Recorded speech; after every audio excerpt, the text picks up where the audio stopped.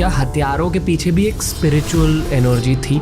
हमारे तलवार को आज भी राजस्थान भवानी कहते हैं। अभी तक हम ये मानते हैं कि यदि तलवार को उसकी म्यान से बाहर नहीं निकालना चाहिए, और यदि म्यान से बाहर निकालिए उसमें ब्लड लगना चाहिए। आज भी ये मन, आज भी अभी भी जो पुराने लोग हैं वो बाकायदा अपना अंगूठा, हमारी बारिश कम होती है तो हमारे किसी कवि से पूछा गया तो उन्होंने कहा जब बादल हमारे ऊपर से निकलते हैं ना तो उनको थोड़ी शर्म आ जाती है। इस धरती ने खून पी रखा है, पानी तो क्या ही पिलाया जाए इसको। आप मानते हो कि फिल्मों की दुनिया ने राजस्थान की हिस्ट्री को अच्छे तरीके से दर्शाया है? नहीं, राजस्थान की हिस्ट्री का जो सच है ना वो उन महलों के बाहर था, उन युद्धों के मैदानों के अंदर था। वाह। महाराणा प्रताप का एक बैटल है, सुल्तान खान नाम का एक मुगल कमांडर है जो मेवाड़ के अंदर है। ज्यादातर कमांडर्स का ये कहना था कि वहाँ ज्यादा सेना थी उसकी, इसलिए वहां पर अटैक नहीं करेंगे। महाराणा प्रताप का था कि वहीं किया जाना चाहिए। पूरी मुगल सेना उड़ा दी गई थी। बैटल ऑफ दिवेर के बाद मुगलों की हिम्मत नहीं हुई दोबारा उधर मेवाड़ की तरफ जाने की। राजस्थान की हिस्ट्री में उतनी महिलाओं की बहादुरी के किस्से मिलते हैं खूब सारे। राज सिंह सेकंड के टाइम में मराठों का एक हमला है, छोटी सी जगह पर थी कोसीथल। वहां के जो कमांडर थे उनकी उम्र 5 साल, उसकी मम्मी शासन संभाल रही है। वो महिला खुद युद्ध लड़ने के लिए जाती है। शाम को जब घायलों को उठा रहे थे तो उन घायलों में एक महिला मिलती है, खून निकलने से उसके बाल पूरे गीले हो गए। राणा राज सिंह रोने लग गया था। उसने कहा तुम्हारे जैसी महिलाएं जब तक जिंदा है ना, मेवाड़ का कोई बाल भी वहां का नहीं कर सकता।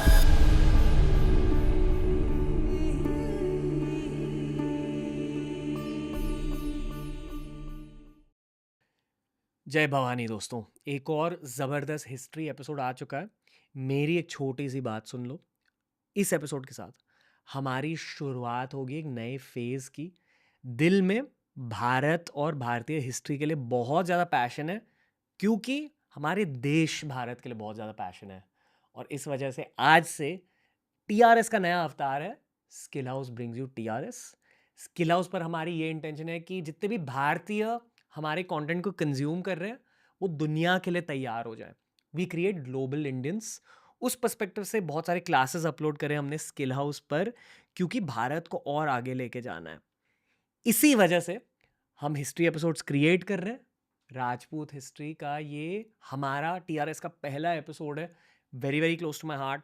राजवीर सर ने आग लगा दी इस स्टूडियो में। यूल एंजॉय द एपिसोड, बहुत इंस्पिरेशन लेकर जाओगे। बट एज ऑलवेज मेरा मानना है कि अगर आप हिस्ट्री के बारे में कुछ सीख रहे हो तो प्लीज़ एक प्रैक्टिकल नज़रिए से हिस्ट्री को समझो और खुद के लाइफ में ये सारे psychological tricks, psychological strategies apply करो।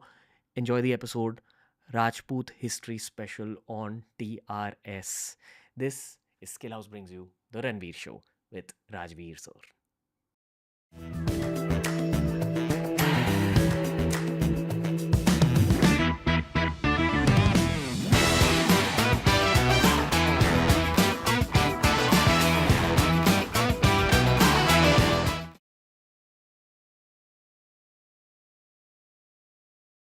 पूरा देश आज राजस्थान के इतिहास के बारे में सीखेगा। राजवीर भैया, आपका स्वागत है TRS पर। Thank you. कैसे हो? ठीक हूँ। मैं महाराष्ट्र से हूँ और मेरे मुताबिक उस वजह से मैं मराठा हूँ, इसलिए मैं शुरुआत करूँगा जय भवानी से। एग्जैक्टली वही राजस्थान के अंदर है, जय भवानी राजस्थान के अंदर भी है। ओके, जय भवानी से शुरुआत करें। बाकायदा जय भवानी। जय भवानी। ओके, कुछ कहना चाहोगे आप इस एपिसोड के शुरुआत में? क्योंकि हम बहुत तेज़ी से आगे बढ़ेंगे फिर उसके बाद। जितना मुझे आता है मैं सब कुछ बता दूंगा आज आपको। ओके। क्योंकि जैसे इंडिया की हिस्ट्री है ना, जितने अटैक में वो वेस्ट से हुए, जब भारत पे वेस्ट पे अटैक होंगे तो फ्रंट लाइन ही राजस्थान है, इसलिए राजस्थान ही लड़ेगा, राजस्थान ही रोकेगा उनको शुरुआत के अंदर। तो इसलिए राजस्थान की हिस्ट्री जहाँ जहाँ आपको पिन करवानी वहाँ पिन कर लेंगे अपने, सब जगह होगी। इस पॉडकास्ट की शुरुआत से पहले आपने अंग्रेज़ों के बारे में बहुत एक इंटरेस्टिंग चीज़ कही थी, वो फिर से दोहराई है। हाँ, कि जब अंग्रेजों का टाइम था तब इंडिया 2 पार्ट में डिवाइड था, एक ब्रिटिश इंडिया और एक प्रिंसली इंडिया। एक वह है जहाँ पर अंग्रेजों ने डायरेक्ट रूल कर लिया था, और एक वह है जहाँ पर अंग्रेजों का रूल नहीं था, उन राजाओं के साथ उनकी ट्रीटीज थी। हम राजस्थान वाले उसमें आते थे, इसलिए वहाँ हमारे अंग्रेजों का प्रभाव ही नहीं आया, न कोई ज़्यादा इंग्लिश इन्फ्लुएंस आया, ना कोई अंग्रेजों का दूसरा प्रभाव आया। इवन हम 1947 में इंडिया में मर्ज किए गए। तो इसलिए आप कभी नहीं सुनते कि गांधी जी ने जयपुर में जाके कोई आंदोलन किया हो, वो सब ब्रिटिश इंडिया की बात है, हम उससे बाहर हुआ करते थे, इसलिए नेशनल एंथम में नाम नहीं आता। 1911 में जब नेशनल एंथम रविंद्रनाथ टैगोर रच रहे थे उसको, उसमें ब्रिटिश इंडिया का पूरा वर्णन कर रहे हैं उसमें, हम नहीं उसमें। फिर भी राजपूत भारत की पहचान है। सॉरी कहकर अगला सवाल पूछूंगा, पर आप मानते हो कि फिल्मों की दुनिया ने राजस्थान की हिस्ट्री को अच्छे तरीके से दर्शाया है या बुरे तरीके से या इनएक्यूरेट तरीके से? नहीं, फिल्मों ने राजस्थान को सही तरीके से नहीं दर्शाया। फिल्मों वालों को राजस्थान में कुछ अलग ही दिखा है। उनको जैसा राजस्थान दिखाना चाहिए था वैसा वो दिखाई नहीं पाए। जैसे कि वो पद्मावती दिखा रहे हैं, ना कि वो रतन सिंह की बहादुरी या सांगा कुंभा और प्रतापपुर मूवी बना रहे हैं। वो संयोगिता जैसी कहानियां लेके आते हैं पृथ्वीराज के साथ में, जिनका इतिहास में कोई लेना देना नहीं है। तो उन्होंने जो मिथ थे ना हिस्ट्री के, वो जोड़े हैं राजस्थान की हिस्ट्री के साथ में। राजस्थान की हिस्ट्री का जो सच है ना, वो महल के अंदर नहीं था, उन महलों के बाहर था, उन युद्धों के मैदानों के अंदर था। जबकि उन्होंने केवल राजाओं को उन महलों तक सीमित करके वैसे दिखाना शुरू कर दिया। वाह, हिस्ट्री मैदानों में थी। वाह। पोरस भी राजपूत थे? वो जो पुराने वंश है उनमें एग्जैक्टली वो राजपूत टर्म नहीं मिलती अपने को। ओके। वो क्षत्रिय बताए गए हैं। ओके, है ना। उन किताबों में राजपुत्र वर्ड जरूर मिलता है। ऐसा माना जाता है कि एंशिएंट में जो क्षत्रिय थे, जिनको उन किताबों में राजपुत्र कहा गया है, लेटर ऑन वो भाषा धीरे धीरे बदलती बदलती राजपुत्र करते करते राजपूत आ गई। तो बाद के टाइम में हमें राजपूत शब्द मिलता है, पहले वो शब्द वैसा नहीं मिलता हमें। ओके, मैं कुछ चीज़ें कहना चाहूँगा। स्पेशली जो लोग मेरे एज के हैं, दुनिया भर की बात करो, ग्लोबल सिटीजन्स, इतिहास में इंटरेस्ट बहुत ज़्यादा बढ़ा है, वर्ल्ड हिस्ट्री में। और एक अजीब वजह है जिसकी वजह से इंटरेस्ट बढ़ा है। वो अजीब वजह है video games. Assassin's creed, ghost of Tsushima जैसे वीडियो गेम्स में ना आप समझ रहे हो कि यार उस समय में दुनिया ऐसी थी। तो मैं शुरुआत करना चाहूँगा पृथ्वीराज चौहान से। मान लो उनके एरा पे एक वीडियो गेम बनी, आप उस वीडियो गेम की दुनिया को पहले डिस्क्राइब कीजिए। पृथ्वीराज चौहान एग्जैक्टली अजमेर के राजा हैं। उनके जो पूर्वज थे उनसे पहले वो लंबे टाइम से वहां अजमेर में राज करते आ रहे थे। पृथ्वीराज चौहान से ठीक पहले विग्राज चतुर्थ, जो उनके ताऊ एक राजा हुए थे, उनसे थोड़े साल पहले उन्होंने दिल्ली पर भी कब्जा कर लिया था। दिल्ली तब तोमरों के पास हुआ करती थी। फॉरेन अटैक्स बहुत बढ़ गए थे और विग्राज फोर्थ को ये लगता था कि ये दिल्ली पर कब्जा कर लेंगे, इससे अच्छा है यदि दिल्ली बचानी तो मैं इस पर आके बैठ जाता हूँ यहाँ पर। जो ताऊ है विग्राज चतुर्थ, मैं कभी सोचता हूँ कि मैं कभी उन पर मूवी बनाऊंगा। ओके। तो विग्राज चतुर्थ जो है, उन्होंने अशोक का नाम सुना? अशोक का एक इंस्क्रिप्शन हरियाणा में एक जगह से मिलता है, टोपरा नाम की जगह से, जिसको बाद में फिरोज तुगलक उखाड़ के दिल्ली ले गया था। उस टोपरा वाला पिलर है, पिलर पर ऊपर अशोक का इंस्क्रिप्शन है, नीचे उस पर विग्राज चतुर्थ ने अपना इंस्क्रिप्शन लगवाया है। विग्राज उसके अंदर ये घोषणा करता है कि मैंने मल्लेच्छों को मारकर अटक नदी के पार भगा दिया है। पाकिस्तान में अटक नदी है, अटक नदी के पार भगा दिया है। और मैं चाहता हूँ कि मेरे जो आगे डिसेंडेंट होंगे, मेरे जो सक्सेसर होंगे, वे मल्लेच्छों को अटक नदी पार ना करने दें। मल्लेच्छो मतलब जो हमारे वैदिक आइडियोलॉजी को फॉलो नहीं करते, उनको उस समय मल्लेच्छ कहा जाता था। उन लोगों ने उस रूप में उसका वर्णन किया। उधर से जो भी आते हैं वो हमारे धर्म को नहीं मानते, हमारे कल्चर को फॉलो नहीं करते, इसलिए उनको इस साइड में नहीं आने दिया जाए। और भारत की बाउंड्री तब वो लोग मानते थे अटक नदी। पाकिस्तान में एक नदी है अटक, इंडस है, इंडस जब नीचे उतरती है तो उसमें एक ट्रिब्यूटरी आके मिलती है, उस ट्रिब्यूटरी का नाम है अटक। उसी विग्राज चतुर्थ ने हमारे अजमेर में, जो उसकी राजधानी थी, वहाँ पर एक संस्कृत स्कूल बनवाई थी, सरस्वती कंठाभरण नाम करके, जिसको आजकल लोग 2.5 दिन का झोंपड़ा कहते हैं। वो जो 2.5 दिन का झोंपड़ा है वो एक संस्कृत स्कूल थी, माता सरस्वती का मंदिर था। बाद में जब कुतुबुद्दीन ऐबक ने अजमेर पर कब्जा किया था, तब उस मंदिर को तोड़कर वहाँ पर मस्जिद बनाई गई। तो मैं चाहता हूँ कि आप संस्कृत की उन्नति देख रहे हो विग्रह चतुर्थ के शासनकाल में, आप युद्धों की पूरी श्रृंखला देख रहे हो कि वो किस प्रकार से भारत को सुरक्षित रखने के लिए किस प्रकार से लड़ रहा है। इनके बारे में ज़्यादा बातें क्यों नहीं होती? मैं जो अभी पॉडकास्ट से पहले मैंने कही थी, इसको रीजनल हिस्ट्री कह के बंद कर दिया जाता है। भारत में हिस्ट्री का मतलब दिल्ली हो गया। दिल्ली के आसपास में जो कुछ हुआ था उसको भारत में हिस्ट्री मान लिया गया। वो ये नहीं जानते कि दिल्ली से पहले राजधानी अजमेर थी इस नॉर्थ इंडिया की। दिल्ली के तोमर जाके अजमेर वालों को टैक्स जमा करवा रहे थे। तो जब आप दिल्ली सेंटर की हिस्ट्री लिखोगे तो फिर उसके अंदर आप फिर दिल्ली के राजाओं का वर्णन नहीं करोगे। जबकि लास्ट में तो दिल्ली में तो कुछ राजा ऐसे हुए हैं जिनकी दिल्ली से पालम तक चलती थी कि बॉम्बे क्रॉस नहीं हो उससे पहले बॉम्बे के राजा की खत्म हो जाए। इतनी चलती थी उनकी, उसके बावजूद हिस्ट्री में उन राजाओं को पढ़ाया जाता है। विग्राज चतुर जैसे बड़े बड़े राजाओं का नामो निशान तक नहीं आता, हाँ वही। जबकि वो हिस्टोरिकली, कल्चरल, ब्रेवरी, जितने मामलों में आप देख सकते हो उन सब मामलों के अंदर आते हैं। विग्रहराज चतुर्थ की इतनी बातें नहीं होती, होपफुली होने लगेंगी आज के बाद। पर फिर पृथ्वीराज चौहान और महाराणा प्रताप जी की बातें क्यों होती है? मैं उसका रीजन बताता हूँ। टाइमलाइन सेट करते हैं। चौहान अपने पीक पर हैं, विग्राज दिल्ली पर कब्जा कर गए। विग्राज तो अजमेर बैठ के दिल्ली कंट्रोल कर रहे थे, पृथ्वीराज तो दिल्ली आ गया, दिल्ली को कंट्रोल करना शुरू कर दिया पृथ्वीराज के टाइम तक आते आते। उधर से टर्क अटैक हो रहे हैं, टर्क दिल्ली पर कब्जा करना चाहते हैं। पृथ्वीराज से उनकी लड़ाई होती है 1191 में, त्राइन का पहला युद्ध। पृथ्वीराज मोहम्मद गोरी को हराते हैं। मोहम्मद गोरी का जो वहाँ का सेनापति था काजी जियाउद्दीन, उसको गिरफ्तार किया जाता है, उसे काफ़ी दिन यहाँ पे रख के फिर छोड़ा जाता है। अगला जो बैटल है 1192 में, सेकंड बैटल ऑफ टेरिन, उसमें पृथ्वीराज हार जाता है। गोरी दिल्ली पर कब्जा करने में कामयाब हो जाता है। भारत की हिस्ट्री चेंज हो रही है, तो जहाँ पर वो चेंज होगी ना, जहाँ पे फॉल्ट आएंगे ना, वहाँ पर ज़्यादा चीज़ें बातें की जाएगी। इसलिए पृथ्वीराज बात की गई कि पृथ्वीराज के टाइम में क्या हुआ क्या नहीं हुआ था, क्योंकि उसके बाद में भारत की हिस्ट्री चेंज हो रही है। उसके बाद में पहली बार भारत में जो टर्क थे वो दिल्ली आ रहे हैं, उससे पहले तक दिल्ली नहीं आ पाए थे वो, इसलिए पृथ्वीराज की ज़्यादा बातें हुई। महाराणा प्रताप की अधिक बातें होने की रीज़न ये है कि उन दिनों में जब अकबर लगभग भारत को अपने पक्ष में करता जा रहा था, उस समय कोई एक आदमी खड़ा होके और ये कहे कि ना, मैं किसी भी प्रकार से तुम्हारे साथ आने के लिए तैयार नहीं हूं, तो ब्रेवरी तो अलग दिखती है ना। महाराणा प्रताप अलग कैरेक्टर है बहुत।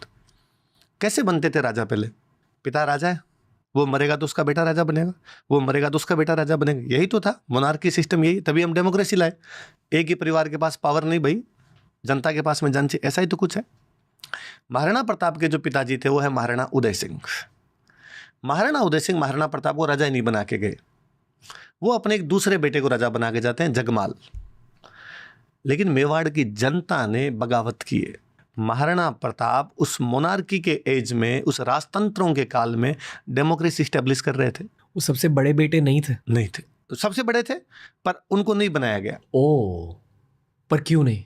पहले राजाओं में ये आप दोष मानिए या उस समय का सामाजिक नियम मानिए, एक राजा के अधिक रानियां होती थी, एक से अधिक रानियां होती थी। फिर जिस रानी का इन्फ्लुएंस राजा पे ज्यादा होता था, उसके बेटे के राजा बनने की संभावना अधिक हो जाती थी। कालांतर में ये बड़ा नुकसानदायक रहा। हालांकि शुरुआत में अधिक शादियां करने के पीछे लॉजिक ये था कि राजा के अधिक शादियां होंगे तो अधिक बच्चे होंगे, तो अपने लोगों के पास में पूरा सेंट्रलाइज सिस्टम रहेगा, कंट्रोल में रहेंगे, सेना बड़ी होगी, अपनी सेना को संभालने वाले लोग होंगे। पर धीरे धीरे उसके बाद में साइड इफेक्ट भी देखने को मिले, उसमें एक वो भी था। टाइमलाइन की शुरुआत से पहले मैं चाहूँगा कि आप या तो कोई श्लोक सुनाइए या कुछ भी कह दीजिए, किसी देवता को याद कीजिए। श्लोक का तो मैं तो राजस्थानी का स्टूडेंट हूँ बेसिकली, हमारा राजस्थान की जो लैंग्वेज है वो राजस्थानी है, तो हमने सबसे अधिक याद किया धरती को, और हमने कहा भाई इससे बड़ा कोई नहीं है, सबसे बड़ी देवी ये है। तो हमारे सूर्यमल मिशन बहुत बड़े एक स्कॉलर हुए, उन्होंने बहुत अच्छी एक लाइन कही कि इला न देनी यहाँ पढ़ी हालरियो हुल राय, कोई पूत सिखाना है पालना न मरण बढ़ाई माए। कि एक माँ अपने बच्चे को जब झूला झुलाती है ना बचपन में, तब भी राजस्थान में सिखाती थी कि तू मर जाना पर धरती किसी को मत दे देना, धरती माँ है। जननी जन्म भूमिश्च स्वर्गोदपि गृहसि, कि माँ और मातृभूमि से बढ़कर कोई नहीं होता है। तो राजस्थान के लिए एक बहुत अच्छी बात है कि हमारी बारिश कम होती है, ऑब्वियसली बात है, पश्चिमी राजस्थान, पश्चिमी भारत बारिश कम लेता है, तो हमने उसको भी इंजॉय किया कि कम होती तो होती है। तो हमारे किसी कवि से पूछा गया कि भाई इतनी कम बारिश क्यों होती है, तो उन्होंने कहा जब बादल हमारे ऊपर से निकलते हैं ना, तो उनको थोड़ी शर्म आ जाती है कि इस धरती ने खून पी रखा है, पानी तो क्या ही पिलाया जाए इसको। पानी रोकाई प्यावणवा रगत पियोड़ी रज, शंका मन में समझान घण नहीं बरसे गज। कि मन में ये शंका कर लेते हैं, इसलिए हमारे यहाँ पर बरसते नहीं है। तो राजस्थान तो रक्त भूमि है जी। जय भवानी। जय भवानी। कैसा लग रहा है एपिसोड अब तक का? फ्लो तोड़ने की कोशिश नहीं कर रहा हूँ। I would like for you guys to comment, communicate with us, बताओ कि ये एपिसोड में अच्छा क्या लग रहा है। We'll bring you more of this kind of episode. History मेरे दिल के बहुत ज़्यादा करीब है। Everything we do is for Bharat.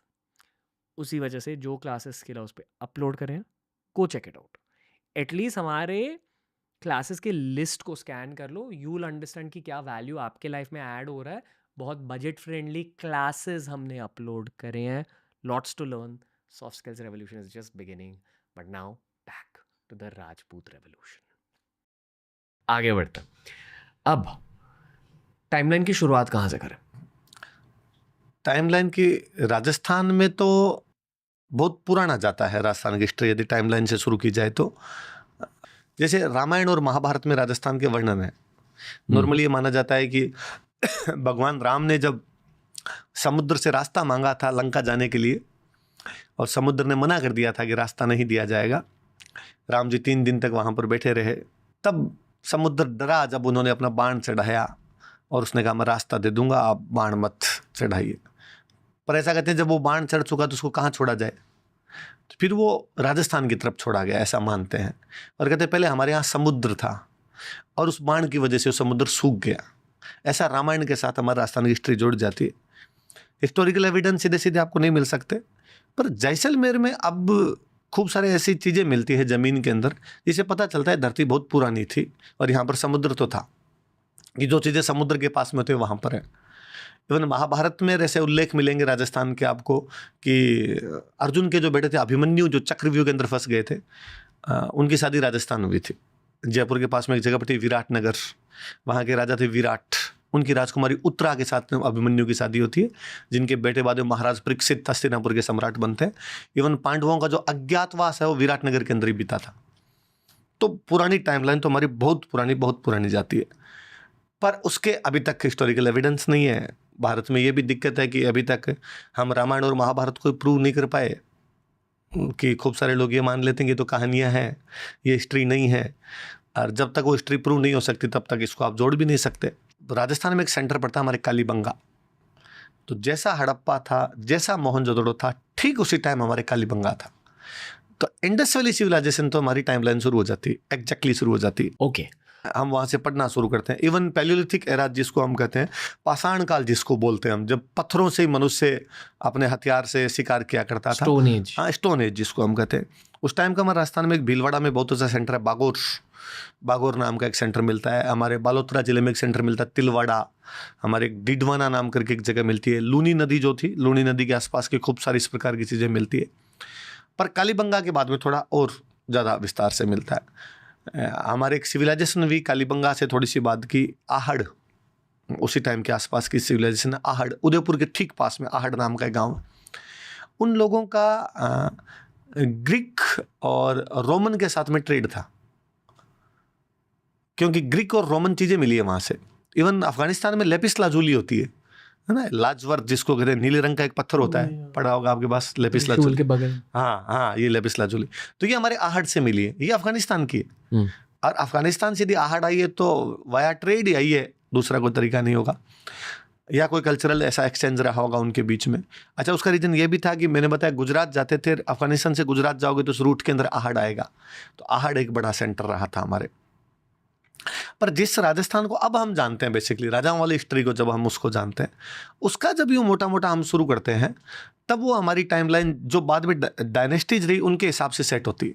जैसे हमारे सबसे बड़ी डायनेस्टी या रिच डायनेस्टी जिसको हम कहते हैं, मेवाड़, महाराणा प्रताप वाला जो गुहिल डायनेस्टी थी, गुहिल डायनेस्टी को यदि आप हिस्ट्री में सबसे अच्छा सोर्स माने जाते हैं इंस्क्रिप्शन, जो पत्थरों पर लिखवा के गए थे वो सच है। किताबें हो सकती है बाद में लिखी गई हो, किसी ने उनमें हेरफेर कर दिया, पर पत्थर पे लिखा हुआ नहीं तो आप उसमें हेरफेर किया जा सकता है, और उसने उसी टाइम लिखवाया जब वो था। तो 646 का 646 ईस्वी का उदयपुर के पास में गांव है सामोली, उस सामोली गांव से एक इंस्क्रिप्शन मिलता है शिलादित्य नाम के राजा का। वो राजा अपने से पहले के 4 राजाओं के जिक्र और करता है, गुहिल, भोज, महेंद्र, नाग और शिलादित्य का नाम आता है। यदि उस टाइमलाइन में हम पीछे जाते हैं, मोटा मोटा हम मानते हैं एक राजा का टाइम 20 साल होता है। यदि हम 20-20 साल पीछे जाते हैं, जो गुहिल का जो टाइम है वो 566 आता है। इसका मतलब 6th सेंचुरी के अंदर राजस्थान के अंदर एक राजा राज कर रहा है, गुहिल नाम का राजा राज कर रहा है। मेवाड़ के अंदर गुहिल नाम का एक राजा राज कर रहा है। तो गुहिल वालों की टाइमलाइन 5th सेंचुरी तक तो चली गई, 6th सेंचुरी तक तो चली गई। गोहिल जी सबसे पुराने राजा हैं, नॉन जो राजा है उसमें, और उसी गोहिल के नाम पर उस डायनेस्टी का नाम गुहिलोथ गोहिलोत पड़ा, फिर एक गांव हुआ सिसोदा, उस सिसोदा गांव से गोहिलों तो एक ब्रांच निकली सिसोदिया, तो महाराणा प्रताप ये सब सिसोदिया गोहिलूत थे, तो गोहिल से वहां से वो टाइम लग जाते। हमारे एक वेस्ट राजस्थान में एक किंगडम रहा राठौड़ डायनेस्टी रही। राठौड़ों का इतिहास तो और पुराना चला जाता कि जो अशोक के इंस्क्रिप्शन है वो 3rd BC के हैं, उनमें रठिक का उल्लेख आता है। वही आपके साउथ इंडिया में राष्ट्रकूट है, बाद में कर्नाटक महाराष्ट्र में उन राष्ट्रकूटों के नाम पर महाराष्ट्र है। राष्ट्रकूटों का महान राज्य महाराष्ट्र, राष्ट्रकूटों का राज्य सौराष्ट्र, राष्ट्रकूटों का राठ, जिसको बाद में गुजरात में लाट बोलने लग गए थे, वही बाद में राजस्थान की तरफ मुंह करके राठौड़ हुए। राष्ट्रकूट बोलते बोलते वो नाम राठौड़ हुआ है। बहुत पुरानी हिस्ट्री चली जाती है। हमारे जैसलमेर में भाटी हुए तो भगवान कृष्ण के वंशज माने जाते हैं। भाटियों को भी आप देखोगे तो बहुत पुराना BC के अंदर चली जाएगी उनकी हिस्ट्री। राजा गज हुए थे, उन्होंने गजनी बसाई थी। अफगानिस्तान वाला जो गजनी है वो राजा गज का बसाया हुआ राजा गज भाटी है। इसे मतलब मोहम्मद गजनी, हाँ, वो गजनी का इसलिए उसका नाम है महमूद, वो गजनी का इसलिए गजनवी। ओके। जो दिल्ली का होता है वो दहलवी, तो जो गजनी का है वो गजनवी, जो गोर का है वो गोरी। ये गांव के नाम है, खिलजी, गोर, गजनवी, ये सब गांव के नाम। ये ज्योग्राफिकली कहाँ है? अफगानिस्तान, यानी कि राजपूताना वहां तक फैला था। पहले तो हिंदू कल्चर थी, आप इसको तो आर्य कल्चर बोलो ना, आर्यंस थे वो सारे, आर्यंस कल्चर वहां तक फैली हुई थी। राजपूत कल्चर, मैं कहता हूँ राजपूत शब्द बाद में देखने को मिलता है, वो राजपूतों के फोरफादर रहे होंगे, उनके पहले एंसेस्टर रहे होंगे, तब तक ये शब्द एग्जैक्टली वैसे नहीं मिलता है। क्योंकि पुरानी जब किताबें देखते हैं ना, तो जैसे कालिदास जी ने एक बुक लिखी मालविका अग्निमित्र नाम के राजा पर, मालविका उसकी प्रेमिका, उसके ऊपर एक बाण भट्ट वे जिन्होंने 2 किताबें लिखी थी, हर्षचरित और कदम्बरी। एक आपके धर्मपाल नाम का राजा, उसका खालिमपुर में एक दान पत्र मिला है। हमारे आबू से एक तेजपाल नाम के राजा का अभिलेख मिला है। चाणक्य के अर्थशास्त्र जो है उनसे में राजपुत्र शब्द है, राजपूत नहीं है। वो राजपुत्र, राजा का पुत्र, राजपुत्र, वो राजपुत्र करते करते बहुत बाद में जाके वो राजपूत नाम आने लगा। तब तक आप उसको आर्यंस कल्चर कहिए, आर्य कल्चर कहिए, क्षत्रिय परंपरा कहिए उसको, पर है वही, पीछे वहीं जाके जुड़ जाएगी वो सारी की सारी चीजें। हमें ना इस पे जेनेटिक स्टडीज करनी चाहिए, क्योंकि आपने पॉडकास्ट की शुरुआत से पहले भी एक चीज़ कही थी, महाराष्ट्र के बारे में आप बात करें, भोसले सरनेम के बारे में कुछ कहा था। हाँ, शिवाजी जो महाराज, छत्रपति महाराज शिवाजी थे, वो ऐसा कहते हैं कि उनका जो ओरिजिन है वो मेवाड़ से, कि मेवाड़ में हमारे एक राजा हुए थे अजय सिंह, यानी कि उनके परिवार का। हाँ, और अजय सिंह हुए थे, अजय सिंह के बेटे थे सज्जन सिंह यहाँ महाराष्ट्र आ गए थे अपने पिता से नाराज होके। और सज्जन सिंह के बाद में दिलीप सिंह हुए, दिलीप सिंह के सिंह हुए, सिंह के भैरव सिंह हुए। भैरव सिंह का एक पेट नेम भोंसले बताया जाता है। उनके बाद में आगे शिवाजी वाली फैमिली है, उनकी 19वीं लीनेज पे आके एक्जैक्टली शिवाजी है वहाँ से। तो वो चीज़ें, जैसे मैं इसमें तो और इंटरेस्टिंग बताता हूँ, आपके महाराष्ट्र में तुलजा भवानी के मंदिर मिलेंगे। जी। हमारे चित्तौड़ में तुलजा भवानी के मंदिर है, तो या तो मेवाड़ में या महाराष्ट्र में, तो इसका मतलब आपस में दोनों कहीं ना कहीं एक थे, तभी वो इस प्रकार की चीज़ें मिलती है। लिंकेज तो है, लिंकेज है, आज भी मराठा और राजपूतों के बीच बहुत लिंकेज है। हाँ, जब राजपूत मराठा से मिलते हैं तो कुछ फील होता है पैरेलल, वो एक कहीं दोनों मार्शल कौम रही तो वो आता ही होगा, वो चीज़ें तो आती है। देवी भक्ति, देवी भक्ति, देश भक्ति, राष्ट्र प्रेम, वो जो वॉरियर स्पिरिट वाली चीज़ थी, ऑब्वियसली बात है। वो भारत में जहाँ जहाँ जिन के अंदर है, उन सब के साथ ही वो आपस में फ्रीक्वेंसी तो मैच करती है, वाइब तो मिलती है। कहीं किसी प्रकार के 2 लोग होंगे तो, अभी आपने शुरुआत में कहा कि मारवाड़ियों की और गुजरातियों की मिलती है, तो क्या है वो ट्रेड वाला ही तो है, कि दोनों के अंदर वो ट्रेड वाली चीज़ आ जाती है। मैं मानता हूँ कि भारत में अक्सर हमारे जो सरनेम होते हैं, लास्ट नेम्स, उसमें काफ़ी सारे रहस्य छिपे रहते हैं और हमें पता ही नहीं रहता, क्योंकि कोई हमें ये बताता नहीं। ये मुझे पॉडकास्ट के थ्रू ही पता चला।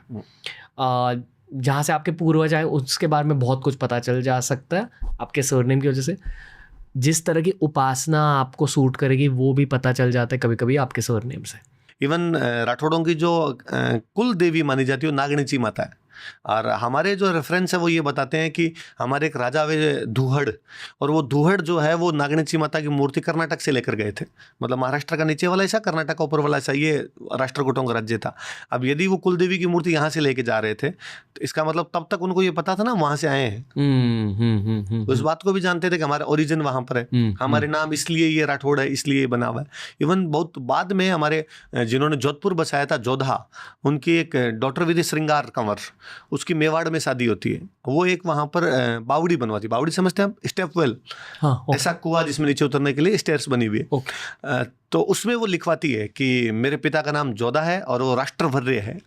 तो राष्ट्रकूट, राष्ट्रवर्य एक ही तो चीज़ है। तो खूब सारी चीज़ें आपको पता चलती है कि आप कहाँ के हो, कहाँ के नहीं हो सरनेम से।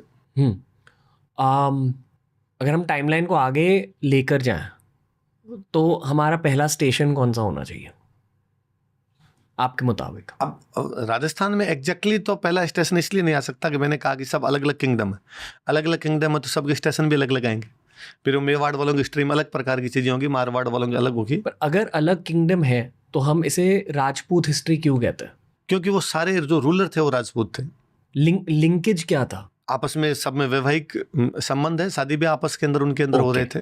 Okay, culture? हाँ, कल्चर सेम, सबकी सेम कल्चर थी, भाषा सेम थी सब, पर वो अलग अलग किंगडम थे।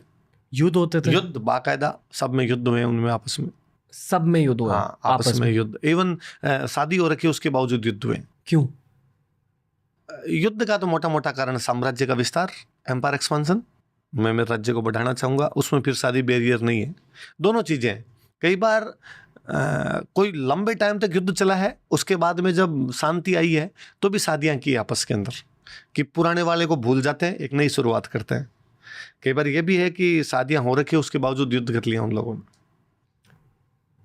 बहुत सरल सा सवाल है, ठीक है, पर गहरा सवाल भी है कि कोई राज्य युद्ध में जीतता क्यों था?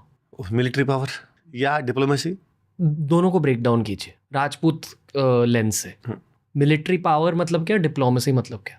जिसके पास ज़्यादा सेना होगी, जिसके पास ज़्यादा आर्मी होगी, उसके जीतने के चांस रहेंगे।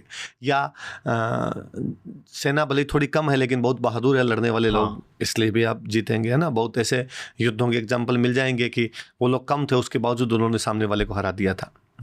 जैसे बैटल ऑफ हल्दी घाटी है, तो बैटल ऑफ हल्दी घाटी में महाराणा प्रताप के पास में 3000 फौजी है, अकबर के पास में 5000 है, लगभग डबल है। उसके बावजूद महाराणा प्रताप उस युद्ध को जीत जाते हैं। तो ये वो साफ साफ दिखता है कि डिप्लोमेसी मतलब, जैसे ये मेवाड़ वालों ने और आपके मराठों ने भी बाद में उसको बहुत अपनाया कि ज्योग्राफी का फ़ायदा उठाया उन्होंने। उनकी ज्योग्राफी में पहाड़ है, माउंटेन्स है, इसलिए दुश्मन को अंदर खींच के लाओ, पहाड़ों की तरफ लाओ। और जब वो पहाड़ों में आएगा तब बड़े रास्ते नहीं है, चौड़े रास्ते नहीं है, बहुत नैरो रास्ते हैं, तब जैसे अंदर घुसेंगे तब मारेंगे। तो डिप्लोमेसी है ना, कि उनको अंदर लाया जाए, पूरा जितना खींच सकते हैं उतना अंदर खींचा जाए। अच्छा, अंदर खींचा जाए और खींचने के बाद जैसे ही वो अंदर आ जाए उसकी पीछे से सप्लाई बंद की जाए। ऐसे महाराणा प्रताप ने जब मुगलों से 25 साल लड़ाई लड़ी है, लगभग 1572 के अंदर वो राजा बने हैं और 1597 में उनकी मृत्यु है। और उसमें शुरुआत के लगभग 15 साल युद्ध है। उसमें उन्होंने मेवाड़ के प्लेन एरिया के अंदर जितनी जनता रहती थी उसको भी पूरे को माउंटेन एरिया में शिफ्ट कर दिया, हिल एरिया में शिफ्ट कर दिया, कि पब्लिक भी प्लेन में नहीं रहेगी। कारण यदि पब्लिक प्लेन के अंदर रहेगी तो वहाँ पे अनाज उत्पादन करेगी, कुछ ना कुछ उगाएगी तो मुगलों को खाने के लिए मिल जाएगा। खाने के लिए कुछ ही नहीं होना चाहिए इनके पास, तो कैसे लड़ेंगे? तो इसका मतलब सप्लाई कहीं दूसरी जगह से मंगवानी पड़ेगी। तो फिर मुगल अजमेर से अपनी सप्लाई मंगवाते, अजमेर सप्लाई आएगी तो बीच में लूटेंगे। तो लड़ाई को, ये डिप्लोमेसी पूरी तरीके से लड़ाई को बहुत कठिन बना देंगे। आप राजस्थान कभी जाएंगे तो आप देखेंगे कि जो फोर्ट्स बने हुए बहुत ऊंचे हैं, बहुत पहाड़ों पर बनाए गए, उनके रास्ते बहुत आपको यूं वैसे मिलेंगे, कॉम्प्लिकेटेड रास्ते मिलेंगे। उनकी दीवारें बहुत ऊंची ऊंची दीवारें टाइप की मिलेगी। ये इसीलिए था, इवन चारों तरफ ट्रेंच, खाइयाँ बनवाते उनके चारों तरफ, उनमें पानी भरवा के रखते कि दुश्मन डायरेक्ट सीधा सीधा अटैक ना कर दे आप पर। डिप्लोमेसी ये भी है कि आपको लगता है कि भाई इसको अपना दोस्त बनाना है तो आप उसे शादी ब्याह के माध्यम से या और किसी माध्यम से भी उनको आप अपना दोस्त बना के रखते हैं। जानवरों का प्रयोग होता था युद्ध में घोड़े के अलावा? हाथी, हाथी राजस्थान के युद्धों में बड़ी मुख्य भूमिका निभाई है, जबकि हाथी की वजह से बहुत सारे युद्धों में नुकसान झेलने पड़े। राजा पोरस हाथी पर बैठ के लड़ रहा था। हाथी के साथ क्या दिक्कत होगी, हाथी दूर से दिखता है, और राजा जब हाथी पर बैठता तो पूरा यूं मुकुट वुकुट पहन के बैठता, इसलिए दुश्मन सैनिकों को दूर से दिखता था राजा है। ऐसे जो बैटल ऑफ खानवा में बाबर ने अपने 2000 की पूरी सैनिक टुकड़ी लगाई थी कि सारा का सारा अटैक सांगा पे किया जाना चाहिए, क्योंकि वो जानता था कि यदि राजा के कुछ भी हो गया तो बाकी जो आर्मी वो पीछे हट जाएगी। उसको लगा यार राजा ही चला गया, अब लड़के क्या करें। राजा पोरस, राजा दाहिर, राजा आनंदपाल, राजा सांगा, ये सब के सब हाथी पर बैठ के लड़ रहे थे। तो और हाथियों के तो हमारे वैसे बड़े किस्से हैं जोरदार, कि हाथी का एक यूज और होता था कि अब किसी किले के अंदर घुसना है तो किले का गेट बड़ा मजबूत है।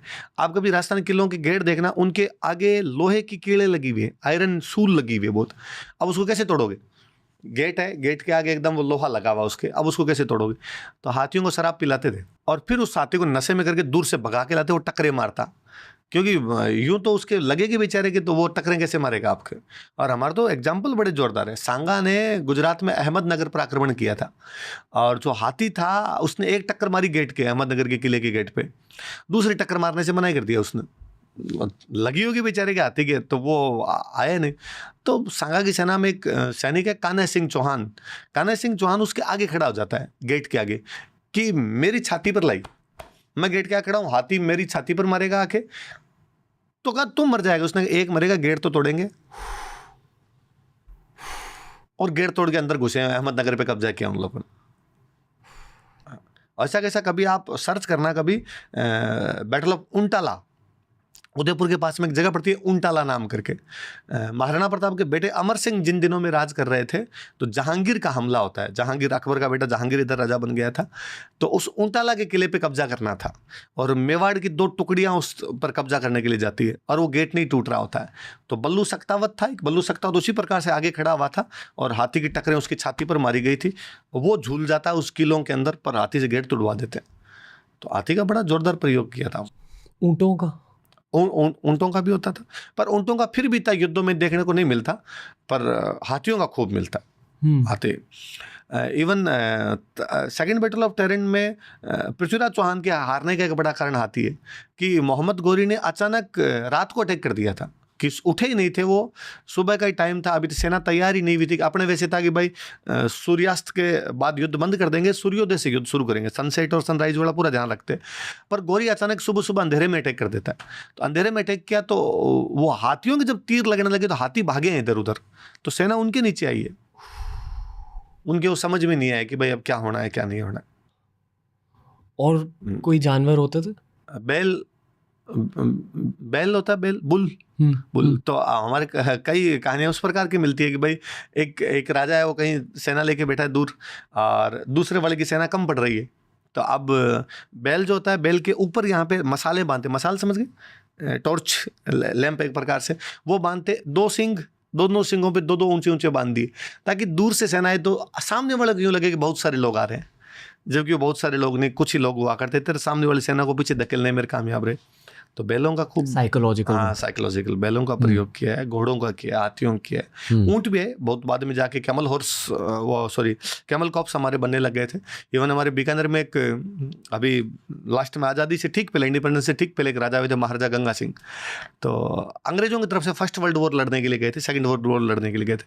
तो फर्स्ट वर्ल्ड वॉर में वो कैमल कॉप्स लेके गए थे, टर्की के अंदर जो सेना उतरी थी वो बीकानेर कैमल कॉप्स थी। क्यों, पर एक ऊंट का क्या रोल रहता है? रेगिस्तान के अंदर आप दूसरे पशु का कैसे प्रयोग कर पाओगे? जब डेजर्ट ही है पूरा, तो उस मिट्टी के अंदर तो ऊंट ही चल सकता है। तो उनके बहुत जल्दी समझ में आ गई थी बातें, तो उन्होंने बनाई ये सेना वैसे, तो ऊंट हुआ करते थे। ओके, जैसे जैसे हम आगे बढ़ रहे हैं, वैसे वैसे दोनों पृथ्वीराज चौहान और महाराणा प्रताप फिर से लौट आ रहे हैं हमारे कॉन्वर्सेशन में। इस वजह से मैं इन 2 कैरेक्टर्स को पूरी तरह से ब्रेक डाउन करना चाहूँगा, एटलीस्ट इनकी टाइमलाइन हम हाईलाइट कर सकते हैं, फिर आगे बढ़ेंगे। आप पिक करो, आपको किससे शुरुआत करनी है? पहले पृथ्वीराज चौहान पे करते। ओके। उधर से तर्क अटैक कर रहे थे, ट्रकों को अटैक करते हुए लंबा समय बीत गया था, पर वो दिल्ली पर कब्जा नहीं कर पा रहे थे। कितना समय? और गुजरात भी नहीं आ पा रहे थे। आप देख लो, उनको अटैक करते हुए 500 बरस हो गए थे। 500 साल से अटैक कर रहे थे। 712 ईस्वी में मोहम्मद बिन कासिम ने सिंध पर कब्जा किया था। वो फर्स्ट सक्सेसफुल मुस्लिम अटैक है जो अरब द्वारा किया गया था। अरब थे वो, अरब। उसके बाद अगले 480 साल तक वो लोग दिल्ली पर कब्जा करने के लिए जूझते रहे, लेकिन वो दिल्ली पर कब्जा नहीं कर पाए क्योंकि बीच में राजस्थान पड़ जाता था। 480 ईयर्स। आप यदि उस समय की हिस्ट्री उठा के देखोगे तो उसमें यूँ लगेगा कि कितने कितने हमारे राजस्थान के राजा हुए जो अलग अलग लोगों से लड़ते रहे। पृथ्वीराज चौहान से पहले वाली जो ब्रांचेज हैं उसमें खूब सारे, या आपको लगेगा कि गोविंद थर्ड नाम का राजा है जिसने गुजरात वालों के साथ मिलके महमूद गजनवी का रास्ता रोक लिया था। उसमें आपको मिलेगा कि विगराज सेकंड नाम का राजा है कोई जो किसी इब्राहिम से लड़ा है, कोई दुर्लभ राज है जो किसी साहबुद्दीन से लड़ा है, कोई पृथ्वीराज है जो बगुली शाह से लड़ा है, बाद में अजय राज है जो गर्जन मातंगों से लड़ा है, बाद में अर्णोराज है। अर्णोराज ने हमारे अजमेर के ठीक पास में तुर्कों को इतना बुरा युद्ध हराया था कि पूरी धरती लाल कर दी थी। इसलिए उस धरती को बाद में उस मिट्टी को ऊपर से उखाड़ कर वहाँ पे एक लेक बनाएगी, आना सागर। अब अजमेर जाओगे तो आज ही पास में आना सागर लेक है, तो लेक आना सागर अर्णोराज के नाम पर है। तो वहाँ पर युद्ध हुआ था, तो किसी बैटलफील्ड के अंदर लेक बनी बाद में, तो वो आना सागर है। उसके बाद विगराज चतुर्थ, जैसा हम पहले बात कर रहे थे, विगराज चतुर्थ है जिसने खुसरो शाह को हराया था और अटक नदी के पार भगाया था। तो बड़ा यूँ लंबा चौड़ा है। पृथ्वीराज सेकंड है बाद में, वो लड़ता है अरबों के साथ में, तो तुर्कों के साथ में, सॉरी। पृथ्वीराज के टाइम में एक तुर्क वापस आया, वो है मोहम्मद गोरी। वापस आया मतलब बीच में थोड़ा सा कोई बड़ा अटैक नहीं हो रहा है, एक बड़ा अटैक गोरी के टाइम में वापस होने शुरू होते हैं। पहले वाले जो अटैक है वो इतने बड़े नहीं हो रहे थे, गोरी के टाइम में बड़े अटैक अपने को देखने को मिलते हैं। जब मुस्लिम अटैक होने शुरू होते हैं तो सबसे पहले जो भूमि भारत से छिटकती है वो अफगानिस्तान है। अफगानिस्तान तक भारत ही था, ये भारत ही हुआ करता था, आर्यंस ही हुआ करते थे, हिंदू राजा ही हुआ करते थे। पर वो क्षेत्र बहुत जल्दी निकला।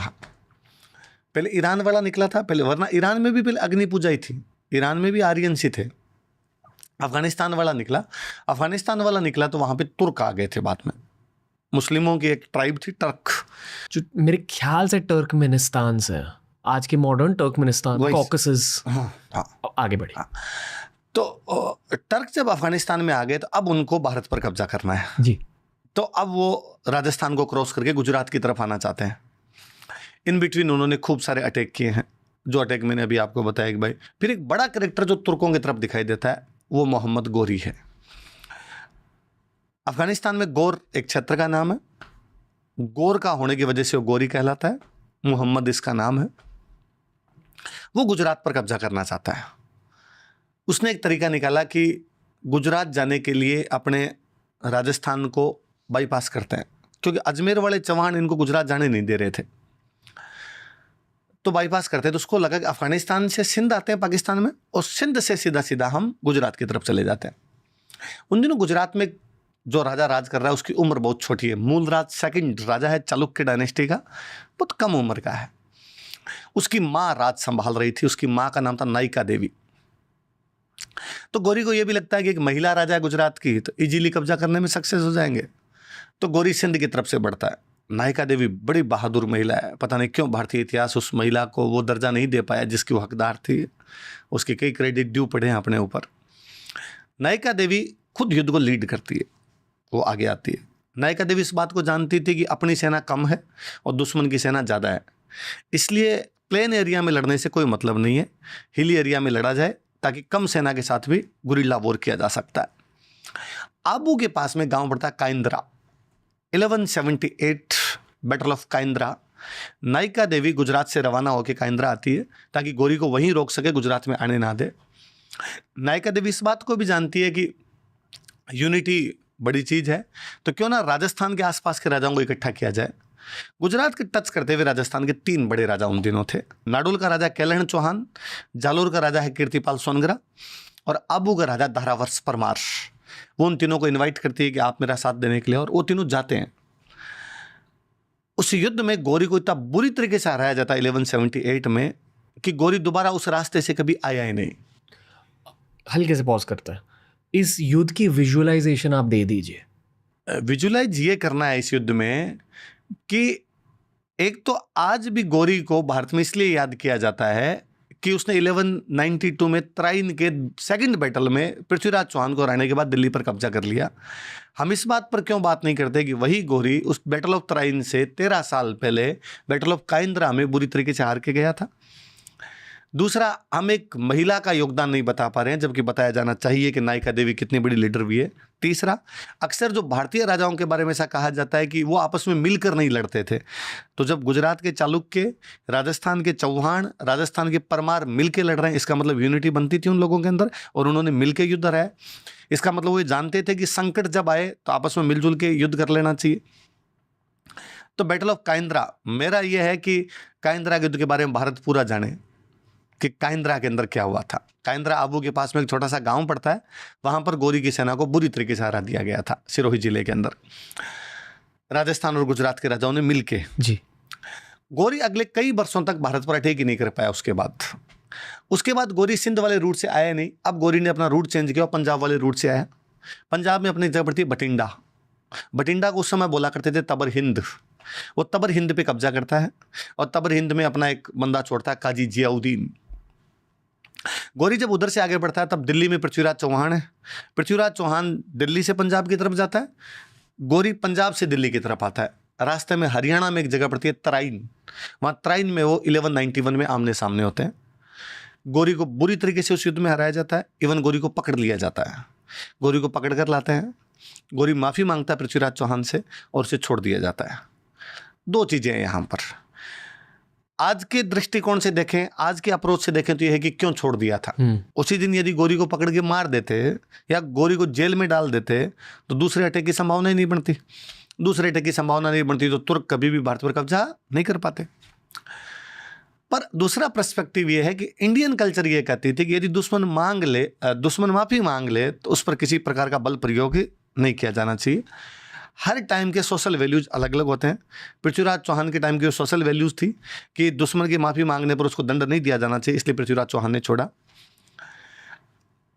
आज हम उसकी बात इसलिए करते हैं कि अगले साल वापस युद्ध होता है 1192 में, उसमें पृथ्वीराज चौहान को हरा के गौरी पकड़ के मार देता है और दिल्ली पर कब्जा कर लेता है। वो जो दूसरा युद्ध तराइन का युद्ध, तो हम कहते हैं देखो पृथ्वीराज चौहान हार गया, पहले युद्ध में जीता हुआ था तब उसने ऐसा क्यों नहीं किया। दूसरे युद्ध में युद्ध जैसा कुछ हुआ ही नहीं था। दूसरे युद्ध में जब पृथ्वीराज की सेना सुबह सुबह सो रही थी, गौरी की सेना अचानक अटैक करती है धोखे से और उन सबको मार देती है वहां पर।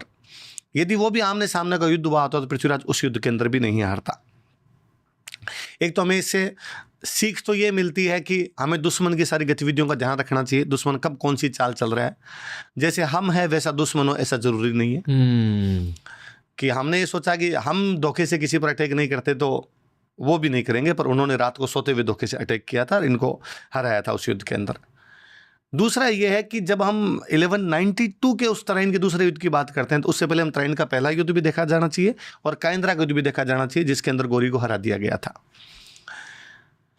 पृथ्वीराज चौहान मात्र 26 साल का था जब मृत्यु हुई है, 26 ईयर ओल्ड। आज के 800 बरस पहले पृथ्वीराज चौहान की मृत्यु हो गई 1192 में। 26 साल का एक लड़का उत्तर भारत का सबसे बड़ा राजा बना हुआ था। 800 साल बाद भी वे लोग भी उसको जानते हैं जिन्होंने हिस्ट्री नहीं पढ़ी, तो कुछ तो अलग काम किए होंगे कि आज दिन तक पृथ्वीराज चौहान को याद किया जाता है। आप पृथ्वीराज चौहान को यदि युद्धों से हटा के देखेंगे ना तो पृथ्वीराज चौहान ने 800 बरस पहले आर्ट एंड कल्चर मिनिस्ट्री बना दी थी। पद्मनाभ नाम करके एक बंदा उसका मंत्री बनता है और पृथ्वीराज चौहान उस समय शास्त्रार्थ समझते, शास्त्रार्थ डिबेट, विद्वानों की डिबेट करवाया करता था। मतलब कितना हम एजुकेशनल लेवल पे कितना आगे थे कि अलग अलग स्कॉलर्स बुलाए जाते, उनकी डिबेट करवाई जाती, उनसे वो जो अभी हम पॉडकास्ट से पहले बात कर रहे थे कि अपने वेदांत पे भी चर्चा होनी चाहिए, तंत्र पे भी चर्चा होनी चाहिए, वे तमाम प्रकार की चर्चाएं भारत के अंदर हुआ करती थी। युद्धकालीन माहौल के अंदर भी एक राजा यदि इस प्रकार का करके गया तो इस मामले में पृथ्वीराज बड़ा अलग राजा हुआ। पृथ्वीराज पर एक बहुत अच्छी बुक है जयानक की लिखी हुई पृथ्वीराज विजय, एक कश्मीरी ब्राह्मण हुआ था जयानक, उसमें पृथ्वीराज विजय लिखी है। वो यदि पढ़ी जाए तो पृथ्वीराज के बारे में खूब सारी चीज़ें खुलती है। भारत के इतिहास की विडंबना यह है कि पृथ्वीराज को एक दूसरी किताब से याद किया गया। चंद बरदाई की एक किताब है पृथ्वीराज रासो, उसके आधार पर याद किया है। देखिए पृथ्वीराज रासो बहुत बाद की किताब है और पृथ्वीराज रासो की ज़्यादातर बातें सही नहीं है। उस पृथ्वीराज रासो के आधार पर एक आदमी को भारत में विलेन घोषित कर दिया गया, जयचंद। आज भी भारत में गद्दार का पर्याय जयचंद को बताया जाता है, जबकि जयचंद बहुत बड़े राजा हुए, बड़े धर्मपरायण राजा हुए, और जयचंद किसी प्रकार से गद्दार नहीं थे। ऐसा कहा जाता है कि गौरी को भारत में बुलाने वाले जयचंद थे। तो यदि गौरी को भारत में तराइन के दूसरे युद्ध में जयचंद ने बुलाया था, तो तराइन के पहले युद्ध में गौरी को बुलाने वाला कौन था? काइंद्रा के युद्ध में गौरी को बुलाने वाला कौन था? और गौरी से पहले जब खुसरो शाह, जब शहाबुद्दीन, जब आपका गर्जन मातंग आए थे, जब आपका इब्राहिम आया था, जब आपका गजनवी खुद आया था, तो उनको बुलाने वाले कौन थे? दूसरा, उन जयचंद ने, ये तो आपने भी सुना होगा, भारत में किसी गद्दार कहना आता तो कहते हैं अरे वो तो जयचंद है। नेताओं के मुंह से इस प्रकार की बातें सुन लेते हैं। केवल अशिक्षा है कि ढंग से एजुकेशन नहीं है, इस चक्कर में जयचंद को गद्दार बता दिया गया। क्योंकि गौरी को यदि जयचंद बुलाता तो गौरी की अगली लड़ाई भारत में जयचंद के साथ है, चंदावर का युद्ध है, और जयचंद कन्नौज का बड़ा राजा है। अच्छा, उस पृथ्वीराज रासो की उन कहानियों के आधार पर हमने एक प्रेम कहानी और गढ़ दी, इसको बॉलीवुड वालों ने और आगे बढ़ा दिया कि जयचंद की एक बेटी थी सेयोंगिता, सेयोंगिता से पृथ्वीराज प्रेम करता है, दोनों प्रेम करते हैं, पृथ्वीराज उसका किडनैप कर लेता है, और इस वजह से जयचंद से उसकी बनती नहीं थी। इस प्रकार की न तो कोई लड़की थी, न इस प्रकार की कोई बातें भी थी। ये पृथ्वीराज रासो की बातें बहुत बाद में लिखी गई और उनके अंदर कतई कोई सच्चाई नहीं है। मेरे ख्याल से विकिपीडिया पर भी पृथ्वीराज चौहान को लेकर ये पृथ्वीराज रासो का नाम लिया जाता है कि, पर मेरे ख्याल से ये इकलौता सोर्स नहीं हो सकता। पृथ्वीराज रासो 17वीं सेंचुरी के आसपास हमारे सामने आती है, जबकि वो बात है 12वीं सेंचुरी की। 500 साल बाद में आप पढ़ रहे हो उसको। ऐसा कहा जाता है कि पृथ्वीराज के दरबार में रहने वाले चंद्रप्रदायी ने वो लिखी थी, पर उसका हमारे पास कोई हिस्टोरिकल एविडेंस नहीं है। तो ये जो असली हिस्ट्री है ये कहाँ से पता चलती है? मैं कह रहा हूँ आपको, जैन की पृथ्वीराज विजय जो है वो उस टाइम की बुक है, और वो खूब सारी बातें करती है। नैनचंद्र सूरी ने उसी टाइम के आसपास हमीर महाकाव्य लिखी है, वो इस प्रकार की बातें करती है। उस समय की मुस्लिम रेफरेंस उठा लिए जाएं, मुस्लिम रिकॉर्ड्स उठा लिए जाएं, वो उस प्रकार की बातें। मिन्हाजुस सिराज की तबकात नसीरी मिलती है उसी टाइम के अंदर, आपके हसन निजामी की ताजुल मासिर मिलती है उसी टाइम के अंदर। उनमें इस प्रकार की कोई घटनाओं का जिक्र नहीं, कोई मुस्लिम इतिहासकार इनका जिक्र नहीं करता। पर भारत है, भारत जयचंद को उसी रूप में लेता है। तो मेरा यह है कि जब पृथ्वीराज को पढ़ा जाए, पृथ्वीराज को ढंग से पढ़ाया जाना चाहिए। एक तो ये पता चले कि क्या योद्धा था, 20-25 साल की उम्र का एक लड़का। झट से आप उनकी जिंदगी की कहानी शेयर कर सकते हो। पृथ्वीराज 11 वर्ष की उम्र में राजा बनता है। राजा बनने के साथ में उस व्यक्ति के साथ में 3 चैलेंज है, घर के अंदर, घर के बाहर, विदेशियों से। घर के अंदर उसके 2 कजन्स है उसके खिलाफ है, नागार्जुन और अपर गंगे, गुड़गांव पे कब्जा करके बैठे हैं, जिसको आजकल हम गुरुग्राम बोलने लग गए। वो अपनी सेना को लीड करता है, अपने उन दोनों कजन्स को हराता है और गुरुग्राम पर कब्जा करता है। 11 साल की उम्र, 12 साल, 1 साल भर उसकी मम्मी संभालती है, उसके बाद वो खुद आ गया था, पोजीशन के अंदर आ गया था। उसके टाइम में कोई ट्राइब थी भंडानक नाम करके, जो मथुरा, अलवर और भरतपुर के आसपास में लूटपाट करने लग गई थी कि भाई राजा छोटा है तो क्या कर लेंगे। वो जाता है, उन भंडानकों को ढंग से हरा के आता है। उस समय के एक जैन राइटर जिनपति सूर्य अपनी बुक में इनका बहुत अच्छा वर्णन करते हैं। उसके 3 पड़ोसी हैं, उसके एक पड़ोसी चालुक्य है, उसके एक पड़ोसी चंदेल है, उसके एक पड़ोसी गहडवाल है। उन तीनों से युद्ध जीतता है। वो चालुक्यों को युद्ध में हराता है, नागौर के युद्ध में भीम सेकंड को हराता है। वो परमार्दी देव चंदेल को महोबा की लड़ाई के अंदर हराता है। इसमें परमार्दी चंदेल के 2 बहादुर सेनापति लड़ते हैं, आला और उदल, जिनको आला खंड के रूप में खूब याद किया जाता है। वो आला उदल पृथ्वीराज चौहान के खिलाफ लड़े थे, और वो गहड वालों से भी युद्ध करता है, गहड वालों को हराता है। वो मोहम्मद गोरी को तराइन के पहले युद्ध के अंदर हराता है। आप देख लीजिए, 26 साल के एक लड़के ने अपने जीवन में कोई युद्ध नहीं हारा तराइन के दूसरे बैटल के अलावा।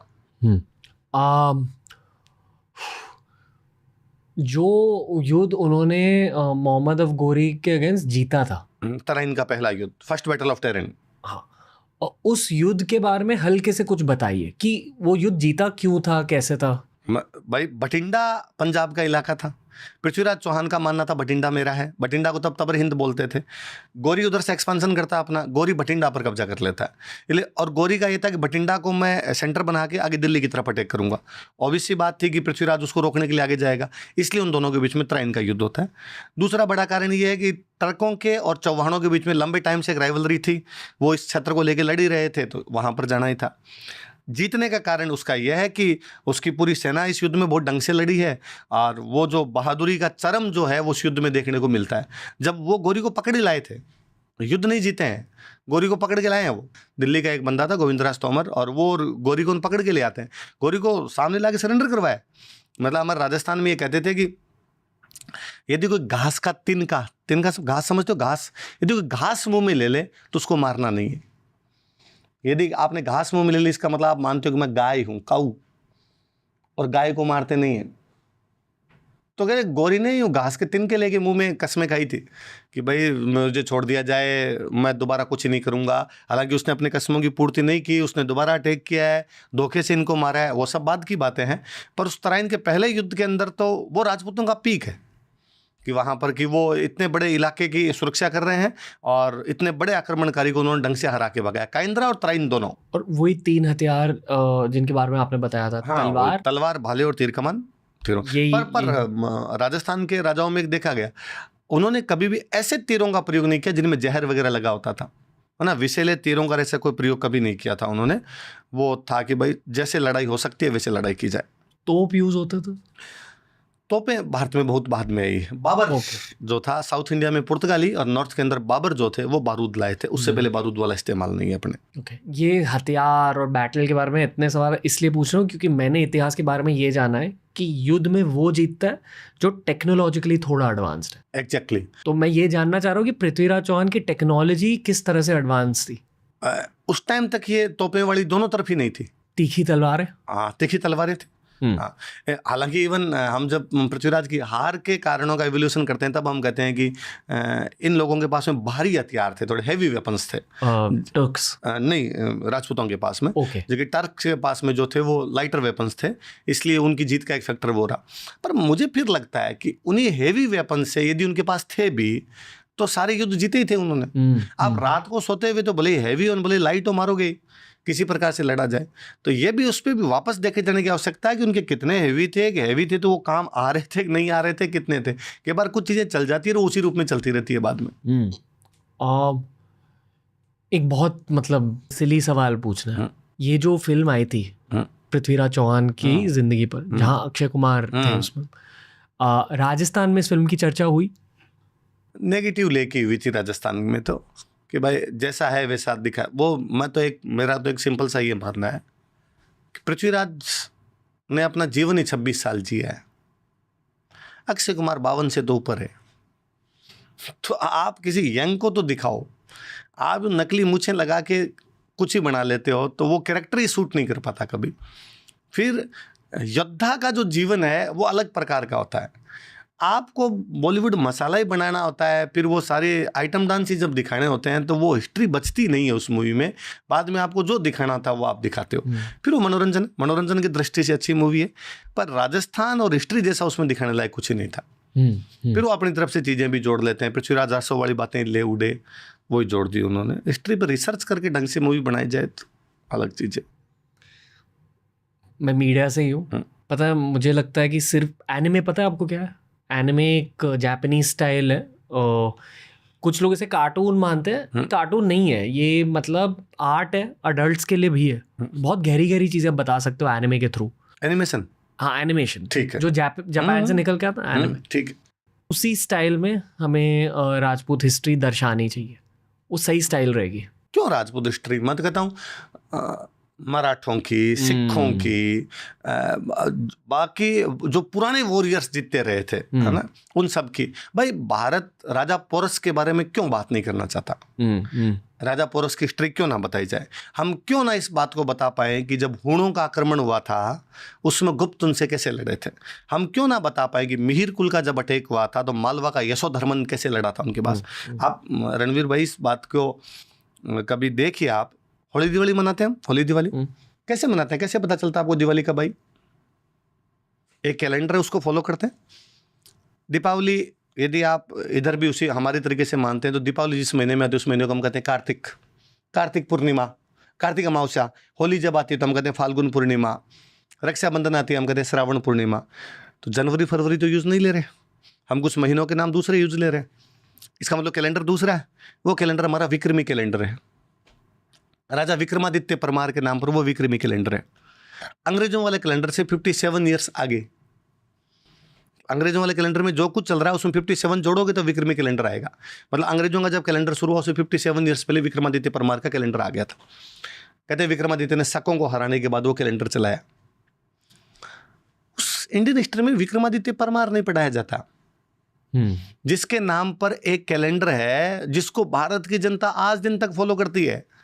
आपके आज़ादी के इतने बरस बीत जाने के बाद, आपके ग्लोबलाइजेशन हो जाने के बाद, आप पे अंग्रेजों का राज रहने के बाद, आप इंग्लिश मीडियम में पढ़ने के बाद, शादी ब्याह आज भी उस विक्रमी कैलेंडर से कर रहे हैं। अपने घर का मुहूर्त आज भी उस विक्रमी कैलेंडर से ले रहे हैं। आप आज भी आप मड़ मास के अंदर चीजें नहीं खरीदते हैं, आज भी आप श्राद्ध मनाते हैं, वो सारे उस कैलेंडर के अनुसार है। जिसने वो चला उसके बारे में कोई चर्चा नहीं। अच्छा, उसी के भाई हुए थे भर्तृहरि। भर्तृहरि इतने मोटे आदमी हुए हैं, इतने मोटे राजा हुए हैं जिन नीति शतक, वैराग्य शतक, श्रृंगार शतक, मतलब नीति की, श्रृंगार की, वैराग्य की सब बातें की है। और इतने बड़े संत हुए बाद में गोपीचंद भर्तृहरि, जिनको भारत में चिरंजीव माना गया। भारत की हिस्ट्री चर्चा तक नहीं करती कि भर्तृहरि कब हुए थे। हम टाइमलाइन ही सेट नहीं करना चाहते। बाद में चिरंजीवी माना गया। चिरंजीव मतलब मरे नहीं, आज दिन तक जिंदा है। हनुमान जी, अश्वत्थामा, गोपीचंद भर्तृहरि, आलाउदल, हमारे जयपुर के बड़े प्रसिद्ध संत दादू दयाल जी महाराज के पहले शिष्य सुंदरदास जी महाराज, उन सब के लिए कहा जाता है कोई चिरंजीव है। आज दिन तक उनकी मृत्यु नहीं हुई है, अभी भी घूम रहे हैं वो। ओके, आगे बढ़ते हैं। पृथ्वीराज चौहान के बारे में फिर से बात करते हैं। अब बताइए, वो जो रात वाली बैटल हुई थी वहाँ, आपने कहा कि सेकंड बैटल ऑफ टेरेन जो है, सेकंड बैटल ऑफ टेरेन, हाथी डर गए थे क्योंकि रात में आक्रमण हुआ। फिर क्या हुआ? सुबह अचानक मतलब अभी तक कुछ लोग उठे भी नहीं हैं, कुछ तो अभी सो ही रहे हैं, और अचानक उनका अटैक हुआ है। तो भाई सोता हुआ लोग तो हथियार उठाएगा, करेगा, तब तक तो अगले वाला आपको मार ही देगा। फिर उसमें क्या, जैसे ही उधर से तीरों की बारिश होने लगी ना, तो हाथियों के भी तो समझ नहीं है ना, वो भी तो रेस्ट के मोड में थे। तो वो फिर भागे हैं, इधर उधर भागे हैं, तो खूब सारी सेना उनके पैरों के नीचे आई है। तो भाई हाथी एज ए जानवर युद्धों में काम आता था, पर कई बार वो नेगेटिव पड़ जाता था दो रूप में। एक बार तो कई बार अपनी सेना को रौंद दिया करता था, और कई बार इसलिए कि हाथी पर बैठ के जब राजा लड़ता तो दूर से दिखता था कि ये राजा है। तो दुश्मनों ने बाद में वो लगाना शुरू कर दिया था, भाई सबसे पहले अटैक इस पर कर दिया जाए, तो हम राजा को यदि गिरा लेंगे तो बाकी वाली सेना को हटने पर मजबूर कर सकते हैं। छोटी सी एक चीज़ कहना चाहूँगा, जो UFC है ना, mixed martial arts, cage fighting, बहुत बड़ा स्पोर्ट है और बहुत तेज़ी से ये स्पोर्ट आगे बढ़ रहा है। तो कहते हैं कि इस स्पोर्ट में अगर आपको दूर जाना है, पहले ये जानना चाहिए कि ये दिमाग का खेल है। हाँ, पूरी तरीके से। मतलब केज फाइटिंग में सबसे बड़ा मसल आपका दिमाग, फिर बाकी बल, टेक्निक, ये वो। युद्ध में भी यही है, युद्ध में भी यही सच है कि युद्ध भी दिमाग का खेल होता है। पूरी तरीके से दिमाग का खेल है। खूब सारे ऐसे मिलेंगे कि आपने बहुत कम संख्या के अंदर और दुश्मनों पर आपने अटैक किया है। जैसे महाराणा प्रताप का एक बैटल है, बैटल ऑफ हल्दीघाटी, सब जानते हैं। बैटल ऑफ हल्दीघाटी के 6 साल बाद बैटल ऑफ दिवेर है। अकबर ने उन दिनों बड़ा कड़ा घेरा कर रखा था एकदम। सुल्तान खान नाम का एक मुगल कमांडर है जो मेवाड़ के अंदर है। महाराणा प्रताप ने अपनी पूरी जनता को, अपनी पूरी आर्मी को हिली एरिया में ट्रांसफर कर रखा है। प्लेन एरिया में कोई नहीं रहेगा, ताकि मुगलों की सप्लाई कट की जा सके। सुल्तान खान ने अपने 4 थाने लगाए, मतलब 4 चौकियां बनाई, 4 जगह सेना रखी।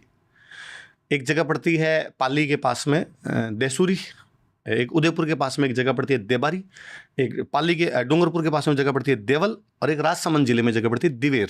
4D, देसूरी, देबारी, दिवेर और देवल, इन 4 जगह पे उसने अपने थाने लगा रखे। और महाराणा प्रताप की सप्लाई कट कर रखी है इस बार उसने कि इनको पहाड़ों के अंदर सप्लाई मत जाने दो। तो ये कितने दिन तक पहाड़ों में रहेंगे? जब सप्लाई नहीं जाएगी पहाड़ों से बाहर आएंगे, बाहर आके लड़ना पड़ेगा, बाहर आके लड़ेंगे तो इनकी सेना कम, अपनी सेना ज़्यादा, तो अपने हरा देंगे इनको आराम से। दशहरे का दिन आता है, 1582 की बात है, लगभग अक्टूबर का महीना। दशहरे पे हथियारों की पूजा की गई। हथियारों की पूजा करने के बाद में युद्ध किया करते थे। तो अब चर्चा हुई कि इन 4 चौकियों में से कहाँ पर हमला किया जाना चाहिए। देसूरी पे करें, देबारी पे करें, दिवेर पर करें या देवल पर करें। ज़्यादातर कमांडर्स का ये कहना था कि दिवेर में सुल्तान खान खुद बैठा था, सुल्तान खान बड़ा सेनापति था, वहाँ ज़्यादा सेना थी उसकी, इसलिए वहाँ पर अटैक नहीं करेंगे। अपने को अटैक करना चाहिए देबारी पे, देसूरी पे या देवल पे, ताकि एक कोई मोर्चा खोल लेंगे, यदि फ्रंट खोल देंगे तो वहाँ से सप्लाई आनी शुरू हो जाएगी, एक कैंप उड़ा देंगे। महाराणा प्रताप का था कि नहीं, वहीं किया जाना चाहिए, दिवेर पर किया जाना चाहिए। क्यों? वो जो आप कह रहे हो दिमाग वाली बात, कि मुगल भी तो ये सोच रहे होंगे ना कि सबसे अधिक आर्मी हमारी दिवेर में, इसलिए यहाँ पर तो कभी हमला नहीं होगा। सर्जिकल स्ट्राइक थी वो, पूरी मुगल सेना उड़ा दी गई थी। और वो तो अक्सर जब महाराणा प्रताप की बात की जाती है तो उनके बेटे जो हैं वो उनकी साइडों में रह जाते हैं। महाराणा अमर सिंह तो उन दिनों तो राजकुमार ही थे। राजकुमार अमर सिंह ने क्या युद्ध लड़ाया वो, कहते हैं सुल्तान खान पहले तो हाथी पे बैठ के लड़ रहा था, तो महाराणा प्रताप ने उसके हाथी पर भाला मारा था जो उसके हाथी का माथा फोड़ दिया था, तो फिर वो घोड़े पर बैठ के लड़ने लगता है। तो अमर सिंह ने जब देखा कि यार पिताजी ने हाथी से तो सुल्तान खान को नीचे उतार ही दिया, तो अमर सिंह जाता है, अमर सिंह उसके भाला मारता है सुल्तान खान के, जो आर पार निकाल देता है। अब आप राजस्थान की वो देखिए, चीज़ें देखिए, युद्ध हुआ है, युद्ध में मुगलों को बुरी तरीके से हराया गया है। मेवाड़ की छोटी सेना ने मुगलों की सेना को वहाँ से भगाया है। जेम्स टोड मेवाड़ का मैराथन कहता है उस युद्ध को। सुल्तान खान युद्ध भूमि में पड़ा है, दुश्मन का कमांडर युद्ध भूमि में पड़ा है। महाराणा प्रताप उससे मिलने के लिए जाते हैं, सामने वाले कमांडर से, दुश्मन है, मरने वाला है, आपसे अभी अभी युद्ध लड़ा है। महाराणा प्रताप उससे पूछते हैं भाई तुम्हारी कोई अंतिम इच्छा हो तो बताओ। तो कहता है कि जिसने मुझे भाला मारा ना, मुझसे मिलना चाहता हूँ। ऐसा कौन पैदा हुआ जो मुझे मारे? अगले को भी तो खुद पे ये था कि यार मैं इतना बड़ा योद्धा हूँ। तो महाराणा प्रताप को लगा कि यार ये मर जाएगा, अपने बेटे को जब तक बुलाएंगे। भाई उन महाराणा प्रताप को बेटे ने मारा था, वो कैंप में थे, तो पास में कोई दूसरा खड़ा था, उसको कहा ये है इसने मारा है। तो सुल्तान खान मरते मरते ही हंस के कहता है कि इससे तो मैं अभी भी नहीं मरूँ, जिसने मारा था वो तकड़ा ही आदमी है, उसको बुलाया जाए। फिर वो अमर सिंह को बुलाते हैं, कहते मेरा बेटा है। तो कहता यार तुम बहादुर पिता के बहादुर पुत्र हो जो तुमने मेरे को मारा है। और फिर उसकी आंखें बंद होने वाली होती है, तो महाराणा प्रताप अपने बेटे कहते हैं कि इसको पानी पिलाया जाए, मरते हुए आदमी को पानी पिलाते हैं उसको। फिर भी उसके सांस नहीं निकलते हैं, तड़प रहा होता है। फिर महाराणा प्रताप कहते हैं कि इसका भाला बाहर खींचो तो खून एक साथ ही निकलेगा तो मर जाएगा, ये तो बेचारा तड़पेगा नहीं। तो इतना मोटा आदमी था वो कि उससे भाला नहीं निकला अमर सिंह से वापस। फिर अमर सिंह उसके दोनों पैरों पर पैर लगा के खड़ा होता है, उस भाले को पकड़ के खींचता है, तब जाके सुल्तान खान की मृत्यु होती है। बैटल ऑफ दिवेर खूब सारी चीजें बताता है। बैटल ऑफ दिवेर के बाद मुगलों की हिम्मत नहीं हुई दोबारा उधर मेवाड़ की तरफ जाने की, उसके बाद वो बाहर ही रहे। आप बैटल ऑफ दिवेर के अगले 3 साल के अंदर तो चित्तौड़गढ़ और मांडलगढ़ 2 किलों को छोड़ के महाराणा प्रताप पूरा मेवाड़ आजाद करवा गए थे। अकबर ने 1585 के बाद में महाराणा प्रताप पर कोई अटैक नहीं किया, जबकि महाराणा प्रताप 1597 तक जिंदा रहे हैं बाद में। बिटवीन जो ईयर्स है उसमें अकबर अफगानिस्तान पर अटैक कर रहा है, अकबर कश्मीर पर अटैक कर रहा है, अकबर बंगाल पर अटैक कर रहा है, अकबर साउथ इंडिया पर अटैक कर रहा है। ऐसा क्या है कि दिल्ली की नाक के ठीक नीचे मेवाड़ पड़ा है, वहां पर आप अटैक नहीं कर पा रहे हो? क्योंकि आपके समझ में आ गया था कि उन पहाड़ी क्षेत्रों में आपकी पार नहीं पड़ रही है, इसलिए 12 साल तक कोई अटैक नहीं हुआ। अच्छा, महाराणा प्रताप की मृत्यु के साथ ही अकबर वापस अटैक शुरू कर देता है, अमर सिंह फिर लड़ते हैं। अगले 18 साल तक अमर सिंह की फिर लड़ाई है ना, तो मेवाड़ की वो लड़ाई कंटिन्यू दिखाई देती है।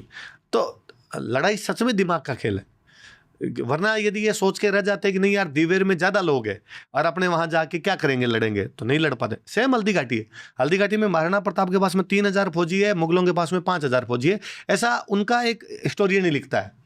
भाई ये भी नहीं कि राजस्थान वालों ने ये कहा हमारे तो कम थे, मुगलों के ज़्यादा थे। मुगलों का एक हिस्टोरियन उस युद्ध में खुद गया था, बदायूनी, अब्दुल कादिर बदायूनी, जिसने एक बुक लिखी थी मुंतखबुत तवारीख, और वो मुंतखबुत तवारीख में साफ साफ जिक्र करता है कि हम 5000 थे, राणा के पास में 3000 फौज थी।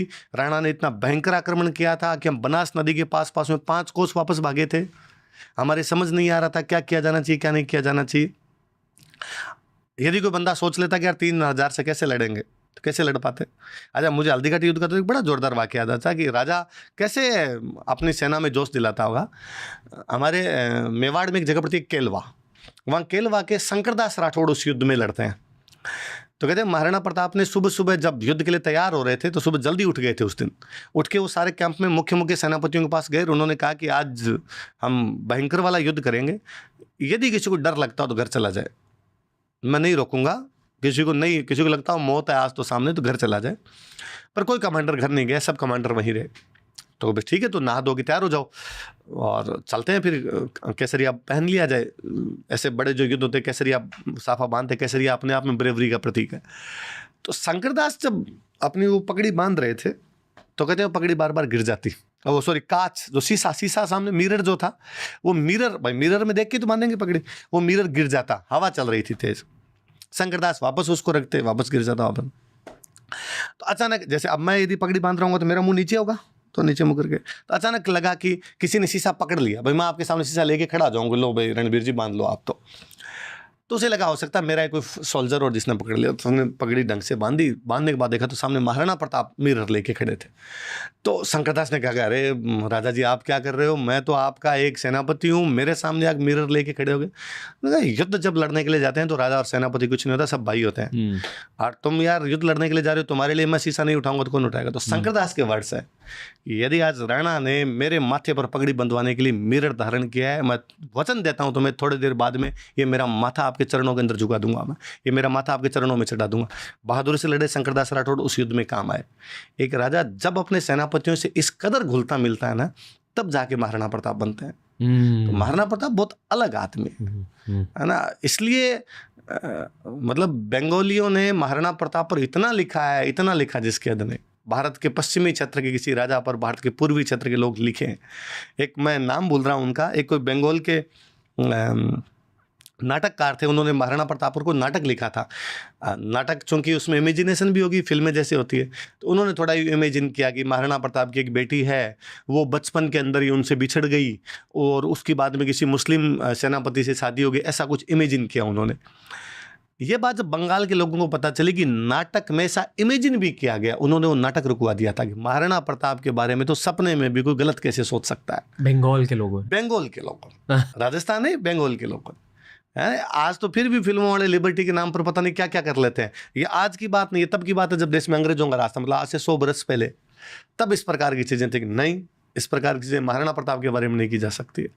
अरविंद घोष, अरविंदो का नाम सुना होगा, अरविंदो खूब दिनों तक चित्तौड़ रहे थे, केवल फील लेने के लिए कि देशभक्ति की भावना आएगी वहां पर जाके आएगी, यार वो देशभक्ति, राजस्थान घूमेगी, देशभक्ति वाली भावना आ सके वहां से। तो वास्तव में वो महाराणा प्रताप, पृथ्वीराज चौहान वाली जो हिस्ट्री है वो इंस्पायर करती है। और यही हिस्ट्री पॉडकास्ट की भी वजह होती है। क्यों करें, क्यों सुने हिस्ट्री के बारे में, क्यों सीखें हिस्ट्री के बारे में, ताकि आज आप खुद की साइकोलॉजी बदल पाए, बेहतर कर पाए जिंदगी के लिए। जैसे ना अभी तक भी खूब सारे लोग इस प्रकार की बात करते हैं कि हल्दी घाटी के बैटल में महाराणा प्रताप हार गए थे, है ना। मेरे थोड़े से कई सवाल है, शायद कोई पॉडकास्ट सुनने के बाद में उन लोगों को शायद अपना विचार बदलेंगे या कम से कम सोचेंगे तो सही। हल्दी घाटी के बैटल होती है, महाराणा प्रताप का घोड़ा चेतक घायल होता है, महाराणा प्रताप अपने घोड़े को बचाने के लिए बाहर निकलते हैं, चेतक की बाहर मृत्यु हो जाती है। हल्दी घाटी के पास बलीचा नाम की जगह पे चेतक की समाधि है। युद्ध समाप्त होता है, मानसिंह जो कि मुगलों का कमांडर है वो अपने वापस चला जाता है। यदि मुगल उस युद्ध में जीते होते तो मानसिंह पीछा करता भागती हुई सेना का, सामने वाली सेना का, पर उससे किसी प्रकार का कोई पीछा नहीं हुआ, जबकि मुगलों की विशेषता थी इस प्रकार से पीछा करना उस सेना का। बदायूनी जो इस युद्ध में खुद था, अब्दुल कादिर बदायूनी, वो कहता है कि हमारी सेना जब वापस चली गई थी गोगुंदा में, गोगुंदा नाम की जगह पड़ती है हल्दी घाटी के पास में, तो हमारी सेना को रात को भी डर लगा था कि महाराणा प्रताप अटैक करके रात को नहीं मार दे। डर तभी लगता है जब आप दिन में भी हार के आए थे। हल्दी घाटी युद्ध के बाद जब मानसिंह वापस अकबर के पास पहुंचा तो अकबर ने कहा था कि मैं इनको दरबार में नहीं आने दूंगा, उसने दरबार में आना बंद करवा दिया था। ऐसे कितने राजा हुए हैं जिसने अपने विजेता सेनापति को दरबार से बाहर निकाल दिया हो? आप राजा हो, मैं आपका सेनापति हूं, मैं आपको आके कहूं कि राजा जी युद्ध जीता है, तो क्या आप मुझे कहोगे मुंह मत दिखाना, शाबाशी दोगे, उन्नति करोगे, मेरा प्रमोशन करोगे कुछ ना कुछ? जबकि ऐसा कुछ नहीं। हल्दी घाटी युद्ध के ठीक बाद में अकबर खुद मेवाड़ पर हमला करने के लिए गया है। ऐसी क्या पड़ी कि बादशाह को खुद जाना पड़ गया 4 महीने बाद में। इसका मतलब बादशाह को पहले वाली डिफीट बड़ी जोरदार लगी थी, इसलिए जाना पड़ा। अगली बार अकबर खूब प्रयास करता, उसके बावजूद नहीं पकड़ पाता महाराणा प्रताप को। फिर आपके शाहबाज खान को भेजा गया लगातार। शाहबाज खान को तो कुंभलगढ़ पे कब्जा करने के लिए भेजा गया और शाहबाज खान को कहा गया कि यदि महाराणा प्रताप को नहीं पकड़ पाओ तो मुझे मुंह मत दिखाना। तो उसने बेचारे ने दिखाया भी नहीं था, वो पंजाब चला गया था। और एक बार जब मिलने के लिए आया तो अकबर के जो दरबारी थे उन्होंने उसको नीचा खड़ा कर दिया, ऊपर खड़ा और नहीं किया। तो वो बड़ा यूँ तड़फता है कि यार मेरा डिमोशन कैसे कर दिया आपने। तो डिमोशन कब होता है? जब आप हार के आते हो। रहीम जी का नाम सुना आपने? रहीम जी, रेमन धागा प्रेम का मत तोड़ो छिटका, वो अकबर के कमांडर है, महाराणा प्रताप से लड़ने गए थे। उनके पूरे परिवार को महाराणा प्रताप का बेटा अमर सिंह गिरफ्तार कर लेता है, महिलाओं को और सबको गिरफ्तार करके महाराणा प्रताप के सामने लेके जाता है। महाराणा प्रताप कहते हैं कि नहीं, युद्ध के मैदान में महिलाओं के साथ किसी प्रकार का मिसबिहेव नहीं, इन महिलाओं को वापस छोड़ के आइए। मिर्जा वो जो रहीम जी थे, खाना रहीम जी जो थे, उस दिन कहते हैं कि दुश्मन की महिलाओं के साथ कोई इतना बर्ताव करे वो महाराणा प्रताप है। मैं नहीं जानता मुगलिया सल्तनत कितने वर्षों तक रहेगी। महाराणा प्रताप तुम्हें युगों युगों तक भारत के लोग याद करते रहेंगे। मॉरल कैरेक्टर क्या था वो महाराणा प्रताप सिखाते हैं। वाह। है मतलब युद्ध के दौरान पता नहीं कितने दिनों तक वो एक लोहार के घर पर रहे थे। लोहार जो लोहे का काम करते हैं, लोहार। आज भी हमारे राजस्थान में खूब सारे लोहार है, एक जगह पे नहीं रहते, गाड़ियां लेके घूमते रहते हैं। वो इसके पीछे आज भी रीजन बताते हैं कि महाराणा प्रताप ने तब कहा था कि जब तक मेवाड़ को आज़ाद नहीं करवाएंगे एक जगह बैठेंगे नहीं। हमने महाराणा प्रताप के साथ में कसम खाई थी, हम नहीं बैठेंगे, एक जगह रुकेंगे नहीं। देश आज़ाद हुआ, नेहरू जी चित्तौड़गढ़ आए, देश के प्रधानमंत्री चित्तौड़गढ़ आए, लोहारों को बुला के कहा गया अब तो रुक जाओ। उनका नहीं, राणा जी के साथ हमने कसम खाई थी। कोई जनता इस कदर दीवानी होगी 500 बरस बीत जाने के बाद भी उस आदमी को याद करे, तो बड़े गजब एग्जाम्पल है। अच्छा, उन दिनों में जब बंदे महाराणा प्रताप के युद्धों के लिए याद किया जाता है, भारत में अच्छी पेंटिंग्स में से राजस्थान की पेंटिंग्स है, उनमें मेवाड़ की पेंटिंग्स बड़ी शानदार। मेवाड़ की पेंटिंग महाराणा प्रताप के समय शुरू होती। चावंड जब उनकी राजधानी थी, वहाँ पर निसारदीन जो उस समय ढोला मारू का चित्र बनाता है। दो चीज़ें, एक तो निसारदीन का महाराणा प्रताप के दरबार में होने का मतलब ये है कि महाराणा प्रताप सेक्युलर है, वो हिंदू मुस्लिम जैसा कुछ नहीं करते। इससे भी पता चलता है कि उनका एक सेनापति जो हाकिम खान सूर था। तो दूसरा ये कि युद्धों के बीच में भी उस आदमी को कला में रुचि थी, वो आर्ट लवर था। उन्होंने वहाँ वो लिखवाई चक्रपाणी मिश्र से, उन्होंने उस समय किताब लिखवाई थी, विश्व वल्लभ हॉर्टिकल्चर की बुक है, बगीचों पे पेड़ पौधे कैसे लगाए जाने चाहिए, इस पे महाराणा प्रताप बुक लिखवा रहे हैं। पर महाराणा प्रताप की वो साइड कोई ला ही नहीं पाए कि वो साइड है। भामाशाह का नाम सुना होगा आपने, भामाशाह क्यों याद करते हैं भामाशाह? आज भी कोई डोनर होता है तो उसको कहते हैं वो तो भामाशाह है, देश में कहा जाता है। महाराणा प्रताप के साथ एक सेनापति थे, डोनर थे, उनका छोटा भाई था ताराचंद। शाहबाज खान ने मालवा से जब ताराचंद वापस लौट रहा था, एक लड़ाई में ताराचंद घायल हो गए थे, उसके बाद उनकी मृत्यु हो जाती है। महाराणा प्रताप को अपने एक सेनापति की मृत्यु का इतना दुख होता है कि शाहबाज खान से वापस बदला लेने के लिए जाते हैं, मालवा की तरफ मुगलों के सारे कैंप उड़ाते हैं और मुगलों का सारा वहाँ से धन लेके आते हैं। आप अपने सेनापति के लिए, आप अपनी जनता के लिए, आप अपने लोगों के लिए जब लड़ते हैं ना, तब आपको हिस्ट्री की आवश्यकता ही नहीं पड़ती, आपको लोग वैसे याद रख लेते हैं। 2026 में लौट जाते हैं, ठीक है। मैं आपसे पूछना चाहूँगा, ये बस मेरी ऑब्जर्वेशन है, मुंबई में रहकर बहुत सारे कल्चर के लोगों से मुलाकात होती है। बहुत सारे राजस्थानी दोस्त हैं मेरे, राजपूत, मारवाड़ी, सब, बहुत सारे गुजराती दोस्त हैं, बहुत सारे सिंधी दोस्त हैं। मैं कुछ पैरेलल्स देखता हूँ कल्चर्स में। गुजराती कल्चर, मारवाड़ी कल्चर कुछ हद तक सिमिलर है, मिले। उसी तरह राजस्थानी कल्चर और सिंधी कल्चर भी थोड़े बहुत सिमिलर है। मिलेगी। ये ज्योग्राफी की वजह से हुआ है या ये सब राजपूताना कहलाते थे? एग्जैक्टली राजपूताना का तो मतलब ये है जहाँ पे राजपूत रूलर्स रहे थे वो राजपूताना था जी। मोटा मोटा जिसको उस समय राजपूताना बोलते थे, उसमें गुजरात का एक पोर्शन पड़ता है, सौराष्ट्र, वह है काठियावाड़ वाला ये इलाका, थोड़ा रविंद्र जडेजा जहाँ से, जडेजा वाला, एग्जैक्टली। रविंद्र जडेजा भगवान कृष्ण के डिसेंडेंट है। जडेजा जो है, जडेजा, भाटी और जादौन भगवान कृष्ण की लीनेज है पूरी की पूरी। और मध्य प्रदेश का मालवा, मंदसौर, नीमच, इंदौर, रतलाम, ये जो पोर्शन पड़ता है ये, और पाकिस्तान का थार पारकर, अमरकोट की साइड तक का ये पूरा इलाका, एग्जैक्टली आप कहो तो पाकिस्तान के थार पारकर से लेके ग्वालियर तक, ये मोटा मोटा पूरा राजपूताना कहलाता था। और हमारे में कल्चरल एक्सचेंज इतने ज़्यादा थे कि जैसलमेर से आगे सिंध आ जाता है। तो जैसे मैं बचपन में जिस गांव में पला बढ़ा हूं, तो हम वहाँ सिंधी के वर्ड्स बोलते थे। वहाँ हमारे मुस्लिम रहते, वो सिंधी मुस्लिम थे। वो दूध को खीर कहते। मैंने कई साल तक दूध को उनके साथ में बात की, तब खीर ही खाए। वो किसी महिला के लिए इस्तेमाल करते कि जाड़, ये किसकी पत्नी है, आ की दी जाड़ है। हमें लगता था यार ये भी एक वर्ड अपने आप में। उनके लिए प्याज, लहसुन, थुम, बसर, मुंगरी, बसार, खूब सारे वर्ड थे जो सिंध के इधर वर्ड आए थे। इवन मैं आपको बताता हूँ एक कि आपने पता नहीं सुना नहीं सुना, आप सुनना कभी। हमारे राजस्थान का एक बहुत प्यारा गीत है, जल्ला, जल्ला नाम करके एक गीत है। वो सिंध की एक प्रेम कहानी है। सिंध में एक जलाल नाम का लड़का हुआ था जो बुबना नाम की एक लड़की से प्यार करता है। उन जलाल बुबना की प्रेम कहानी पर राजस्थान का गीत गाया गया, प्रेम गीत एक जल्ला। और हमारे शादी ब्याहों में गाया गया कि भाई कोई प्रेम करे तो जल्ले की तरह करे, प्रेम करे तो जलाल की तरह करे। कहानी सिंध की, गीत हमारे राजस्थान के अंदर गाए गए। तो हम कल्चरल रूप से सिंध से खूब जुड़े हुए थे। आज जब बाउंड्री बन गई तब सिंध अलग लगता है। क्योंकि सिंध यही था। एक बहुत पुरानी कहानी में पढ़ता हूँ, राजस्थान की एक भीम सिंह भाटी नाम करके था राजस्थान का, और उसने पीयू संधि नाम की एक बलोच मुस्लिम लड़की से शादी की थी। और पीयू संधि बड़ी बहादुर लड़की थी, बड़ी बहादुर महिला थी। उसके पिता की डेथ हो जाती, वो अपने पिता का बदला लेना चाहती और भीम सिंह के साथ लेके बदला लेती। तो इसका मतलब वैवाहिक संबंध, मैरिटल रिलेशंस हो रहे थे, कल्चरल एक्सचेंज हो रहा था। और उससे भी बड़ी बात ट्रेड, कि दिल्ली का जो भी ट्रेड सिंध होगा वो वाया राजस्थान होगा। तो इसलिए राजस्थान और सिंध तो ट्रेड से भी जुड़े हुए थे बहुत अच्छे तरीके से। कि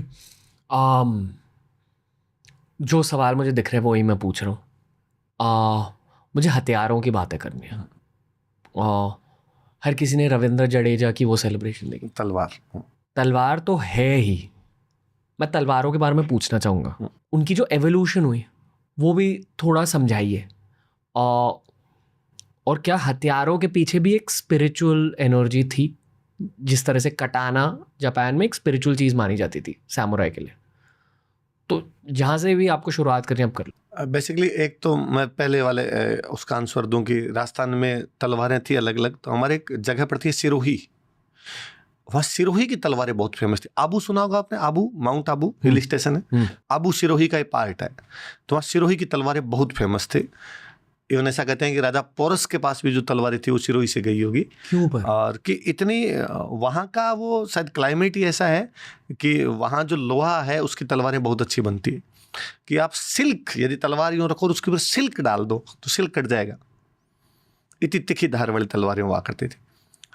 पर राजस्थान में जैसे एवोल्यूशन देखता हूँ तो शुरुआत में जो तलवारें मिलती है वो थोड़ी भारी है, भारी तलवारों का प्रयोग था। तलवारों के साथ में भाले मिलेंगे, भालों की लड़ाई थी। भाला मतलब जेवलिन, ओके, जेवलिन। आप धनुष, बो एंड एरो ना, ये 3 बड़े माने जाते थे।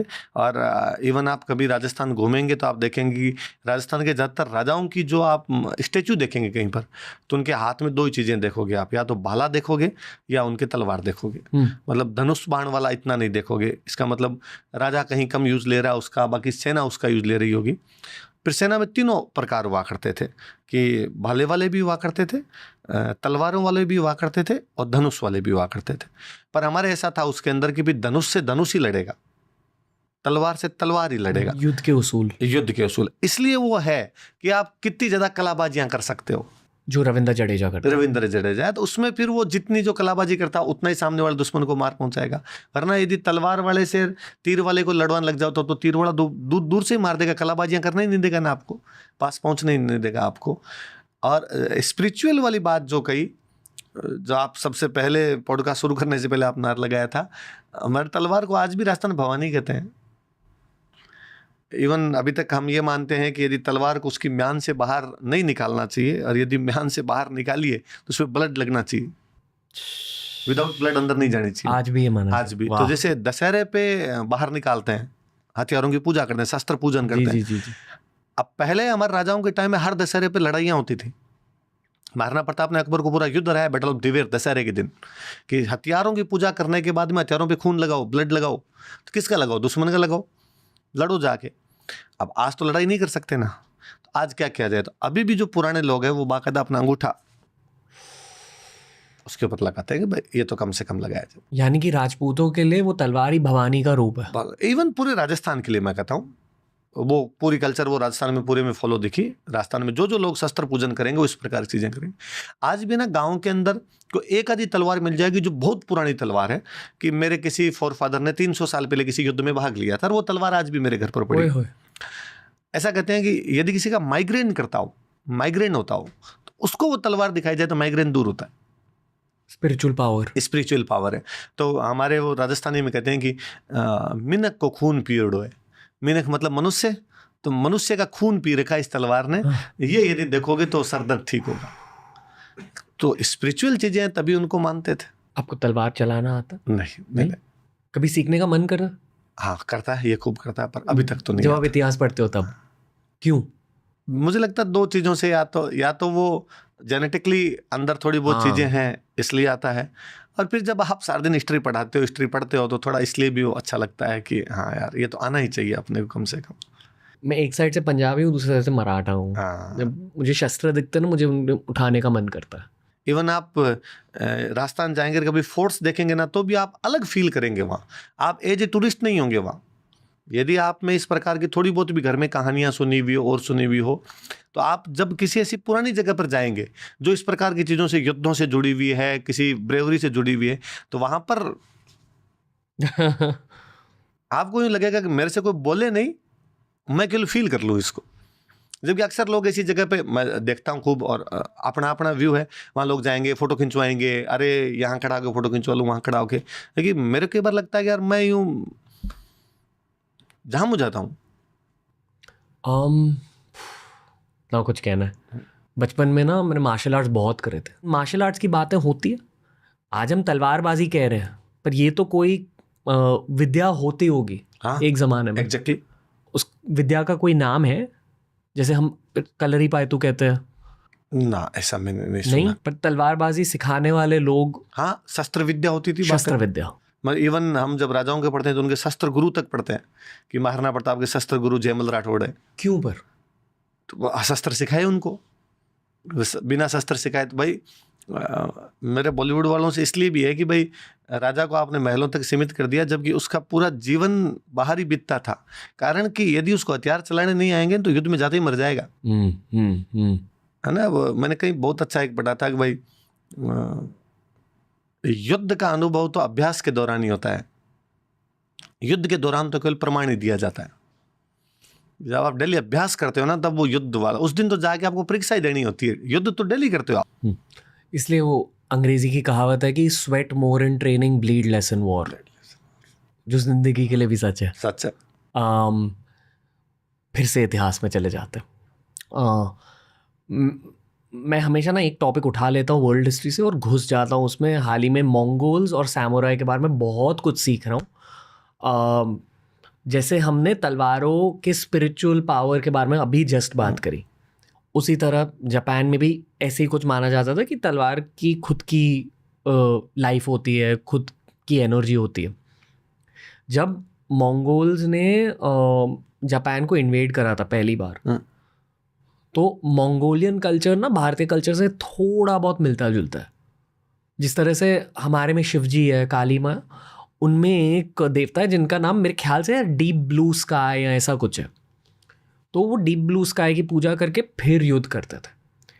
और कहा जाता है कि जब वो युद्ध करने जाते थे तो वो अपने साथ कुछ हायर स्पिरिट्स को भी लेके जाते थे, जो जापान के हायर स्पिरिट्स के साथ बैटल कर रहे थे। और मंगोल्स एक्चुअली जापान में घुस नहीं पाए।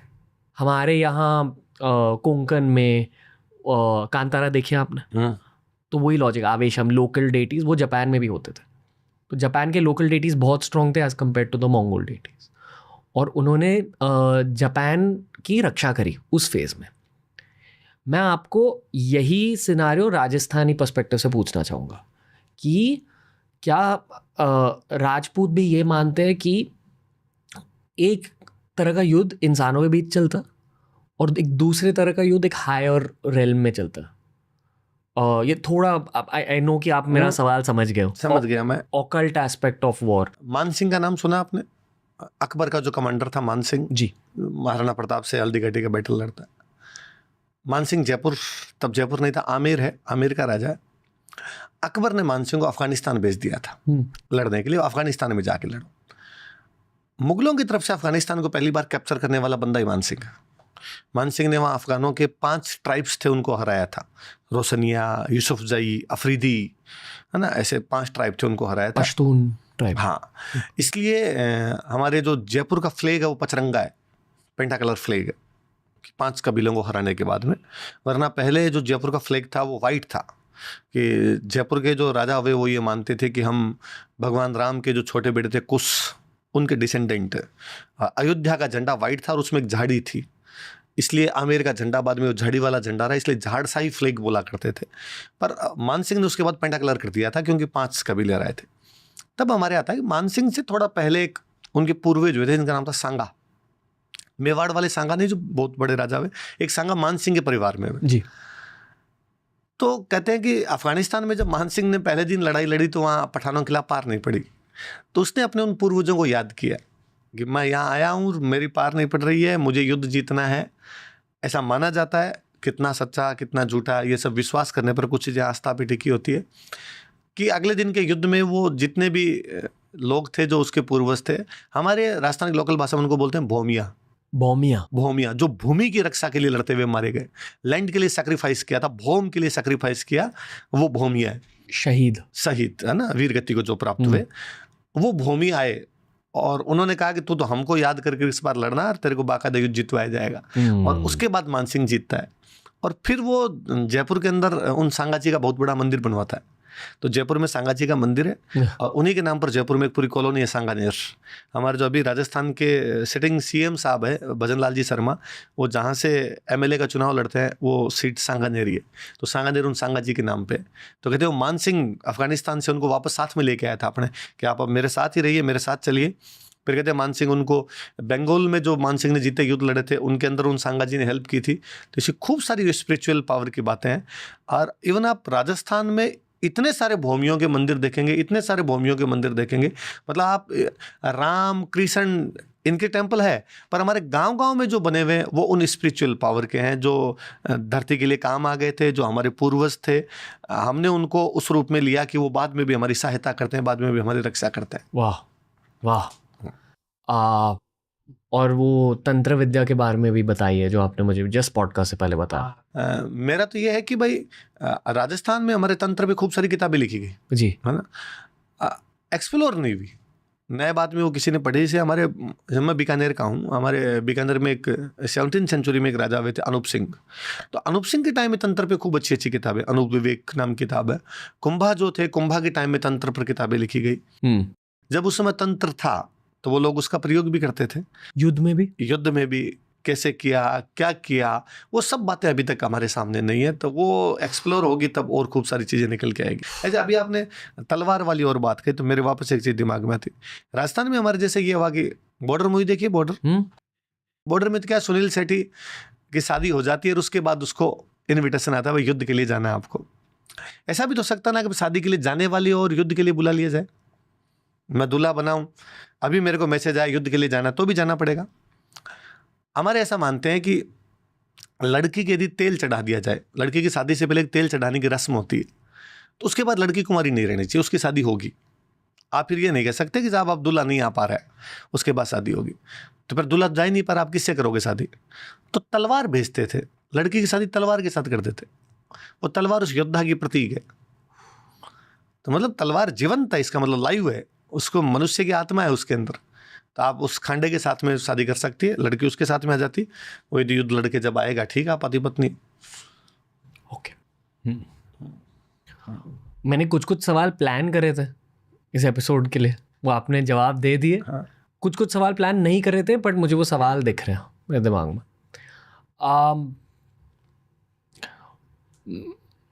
एक दो साल पहले मैं उदयपुर गया था। उदयपुर में बहुत बढ़िया होटल्स बनाए गए हैं।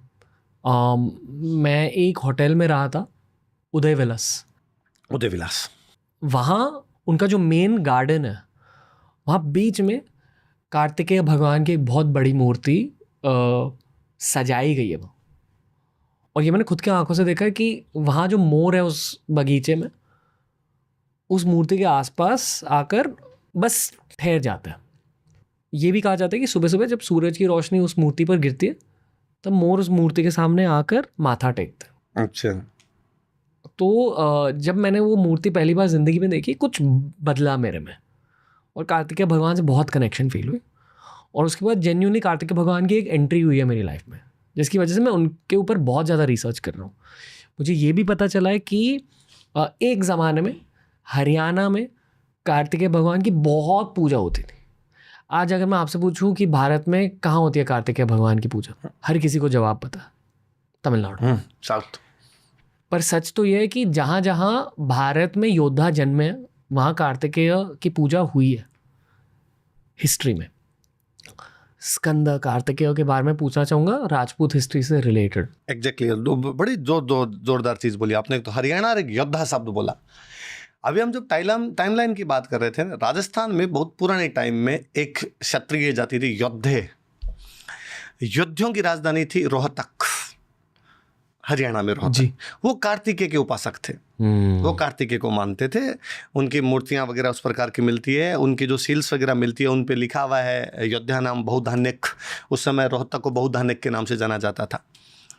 योद्धे कितने बड़े क्षत्रिय रहे होंगे कि रुद्रदामन जो गुजरात का एक बहुत बड़ा राजा होता है, जो गिरनार में अपना अभिलेख लगवाता है, वो लिखवाता है कि क्षत्रियों में जो वीर की उपाधि धारण करने वाले योद्धे थे, जिन्होंने कुषाणों को हरा दिया है, उनको मैंने हराया है। तो वो उनको हरा के भी प्राउड फील कर रहा है उन योद्धियों को। योद्धियों ने कुषाणों को हराया। कुषाण मध्य एशिया से आने वाली एक जाति थी जो पंजाब पर कब्जा कर गए थे। योद्धे हमारे हरियाणा, गंगानगर और हनुमानगढ़, नीचे हनुमानगढ़ में एक जगह पड़ती है हमारे रंग महल, वहां तक आई हुई एक जाति थी। और ये उस पूरे बेल्ट में योद्धे थे और योद्धियों ने भगवान कार्तिकेय की खूब पूजा की। योद्धा से योद्धे, आपने बोला जहां जहां योद्धा है तो उस जाति का नाम ही योद्धे था। दो चीजें बताई जाती, या तो कि योद्धा से योद्धे बन गया शब्द, एक ऐसा भी माना जाता है कि नहीं वो युधिष्ठिर के वंशज थे, युधिष्ठिर के वंशज थे इसलिए योद्धे कहलाए। वो दोनों हो सकता, कुछ भी हो सकता। वही योद्धे बाद में हमारे कन्वर्ट हुआ नाम और जोइया हुए। जोइया राजपूत रहे उस इलाके में बहुत लंबे टाइम तक। तो वो जो है ना भारत के इतिहास में डिसकंटिन्यूटी है, वो डिसकंटिन्यूटी कहीं कहीं जुड़ती भी है। यदि हम उसको ढंग से पढ़ें तो वो डिसकंटिन्यूटी जुड़ती योद्धियों के अंदर है कि योद्धियों को बाद में जोइया के नाम से जाना गया। हालांकि बाद में तो जोइया खूब सारे रिलीजन ही चेंज कर गए, मुसलमान हो गए जोइया। पर जोइयों के एविडेंस बहुत बाद तक मिलते हैं। जब तक बीकानेर में राठौड़ों की स्थापना नहीं हो गई थी तब तक जोइये उस क्षेत्र में बड़े प्रभावशाली थे। तो कार्तिक के भगवान योद्धियों के हमारे मुख्य देवता थे। राजस्थान हरियाणा दोनों में कार्तिक के भगवान की पूजा होती थी। योद्धियों के बारे में पुराने रेफरेंस जितने भी उनके अंदर लिखा हुआ है कि वो आयुध जीवी जाति है, मतलब हथियारों से अपना जीविका चलाने वाली जाति है, शस्त्रोपजीवी है, कि वो युद्ध लड़ने वाले लोग हैं। तो जो आपने बात कही कि जो युद्ध लड़ने वाले जहाँ जहाँ थे वहाँ पे भगवान कार्तिक के रहे, उसका एक बड़ा एग्जाम्पल योद्धा है। वही आई फील हम 2026 में भारतीय होने के नाते हमें खुद से ये पूछना चाहिए कि सिर्फ एक ही जगह पे कार्तिकेय की पूजा क्यों हो रही है। मैं वर्ल्ड हिस्ट्री के पर्सपेक्टिव से भी चीज़ों को स्टडी करता हूँ। जहाँ जहाँ यूरोपियंस पहुँचे कब्जा करने, वहाँ के जो वॉर डेटीज थे, युद्ध के देवता, युद्ध के देवताओं के मंदिरों को तोड़े गए दुनिया भर, ताकि हिस्ट्री डिसकंटिन्यूअस रहे, ताकि हम ही भूल जाए कि हमारा पास्ट क्या है। ऐसा दोनों द्वारा किया गया, यूरोपियंस द्वारा भी, यूरोपियन से पहले जो टर्क और अरब आए थे उनके द्वारा भी इसी प्रकार की चीजें। यूरोपियंस ने सीखा कहाँ से? वही है उन्हीं से। ये मैंने बहुत सारे पॉडकास्ट में कहा है कि हर किसी को ना ज़िंदगी में एक बार लंदन जाना चाहिए, एक बार ज़िंदगी में, और लंदन म्यूज़ियम ऑफ हिस्ट्री में जाना चाहिए। जहाँ जहाँ अंग्रेज़ों ने राज करा था वहाँ से मूर्तियों को चुरा के उस म्यूज़ियम में रखा गया। बहुत अजीब फीलिंग होती है। वहाँ कोई अंग्रेज़ जाते नहीं, मोस्टली दुनिया भर के लोग जाते हैं खुद के कल्चर को समझने के लिए। वहाँ चामुंडा माँ का भी एक बहुत बड़ा विग्रह है और जहाँ नाक तोड़ा गया, ठीक स्फिंक्स की तरह जो इजिप्ट में है, वहाँ भी नाक तोड़ा गया। कहा जाता है कि किसी मूर्ति का नाक जब आप तोड़ते हो तो उस मूर्ति की प्राण शक्ति चली जाती है। अच्छा, ये लॉजिक है, क्योंकि प्राण हम सांसों से अंदर लेते हैं। तो ये एक बहुत पुरानी प्रैक्टिस है। एंड आई एम श्योर कि मंदिर तोड़ने से भी कुछ तो एनर्जी वाइज बदलता होगा किसी क्षेत्र में। यही मंदिर तोड़ने का लॉजिक होता है हिस्टोरिकली स्पीकिंग। नहीं, मंदिर है ना, जैसे हमारे राजस्थान में भी, पूरे भारत में भी मंदिर दो काम कर रहे थे उस समय हमारे राजस्थान में। मंदिर स्पिरिचुअल प्लेस तो है, वो स्कूल थे। आपने एजुकेशन डिसकंटिन्यू कर दी पूरी। 700 से लेके 1700 तक, जब तक अंग्रेज नहीं आ गए थे तो एजुकेशन कोलैप्स ही कर गई, एजुकेशन है ही नहीं। अंग्रेजों ने आके बाद में जो एजुकेशन लगाई वो अपना सिस्टम लागू कर दिया, अपना सिस्टम लागू कर दिया। वो अब तक अपने नहीं समझ में आ रहा कि क्या है क्या नहीं है उसके अंदर। आपको लगता है कि कार्तिकेय की पूजा लौट कर आएगी राजस्थान में? आनी चाहिए। मुझे लगता है अपना पॉडकास्ट सुनने के बाद ही यदि कोई कर ले शुरू तो भी की जानी चाहिए, मंदिर बनाए जाने चाहिए। और वो पुराने देवता थे, इतने सदियों से हमारे पूर्वज जब उनको पूज रहे थे तो कुछ तो पूर्वजों ने सोच के पूजा होगा। इसी बात पे कर लेना चाहिए कि यार बड़कों ने किया था, आप कर लिए। मैं मानता हूँ कि जो लोग अब तक ये पॉडकास्ट सुन रहे हैं ना, उनका जेन्युइन इंटरेस्ट है इस सब्जेक्ट में। मैं एक दो चीज़ें कहना चाहूँगा। पहले तो ये जानो कि कार्तिकेय को पूजने से बहुत बदलता है ज़िंदगी में। विल पावर बहुत बढ़ता है, दृढ़ निश्चय, डिटर्मिनेशन बहुत बढ़ता है। दूसरी चीज़, अगर जेन्युइनली कार्तिकेय को समझना, जाओ तमिलनाडु, या अगर तमिलनाडु नहीं जाना तो कर्नाटका जाओ, कुक्के सुब्रमण्य मंदिर जाओ और महसूस करो कि कार्तिकेय की एनर्जी क्या होती है, और ये जानो कि आपके पूर्वज जानते थे कार्तिकेय भगवान को, वो आपके खून में है अभी भी, बस उसे जगाना है उस तत्व को।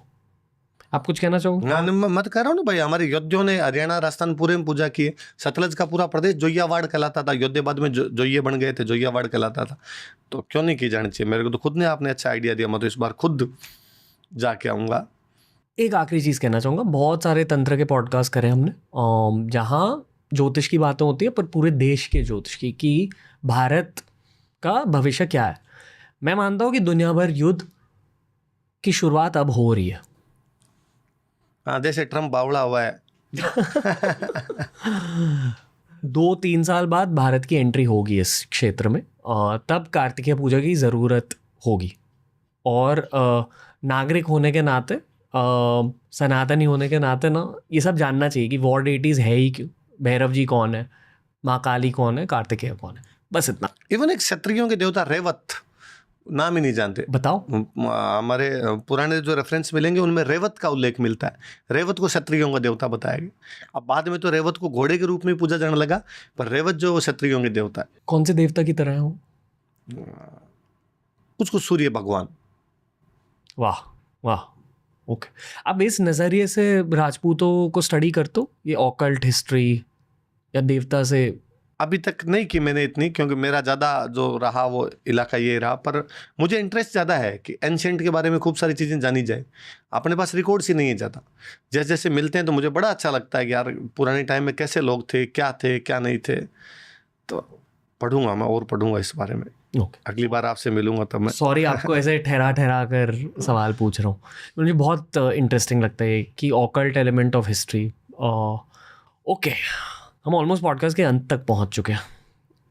मैं आपसे राजपूत हिस्ट्री के बारे में पूछना चाहूँगा एक मॉडर्न डे पर्सपेक्टिव से भी। मराठों के वक्त, सिख एम्पायर के वक्त क्या हो रहा था राजस्थान में?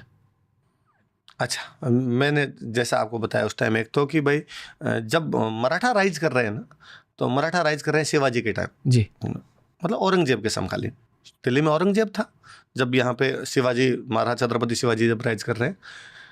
उस समय राजस्थान में मेवाड़ में महाराणा है राज सिंह, और उधर मारवाड़ के अंदर थे हमारे एक सेनापति दुर्गादास राठौड़। तो उनकी बड़ी गजब लड़ाइयाँ हैं दोनों की।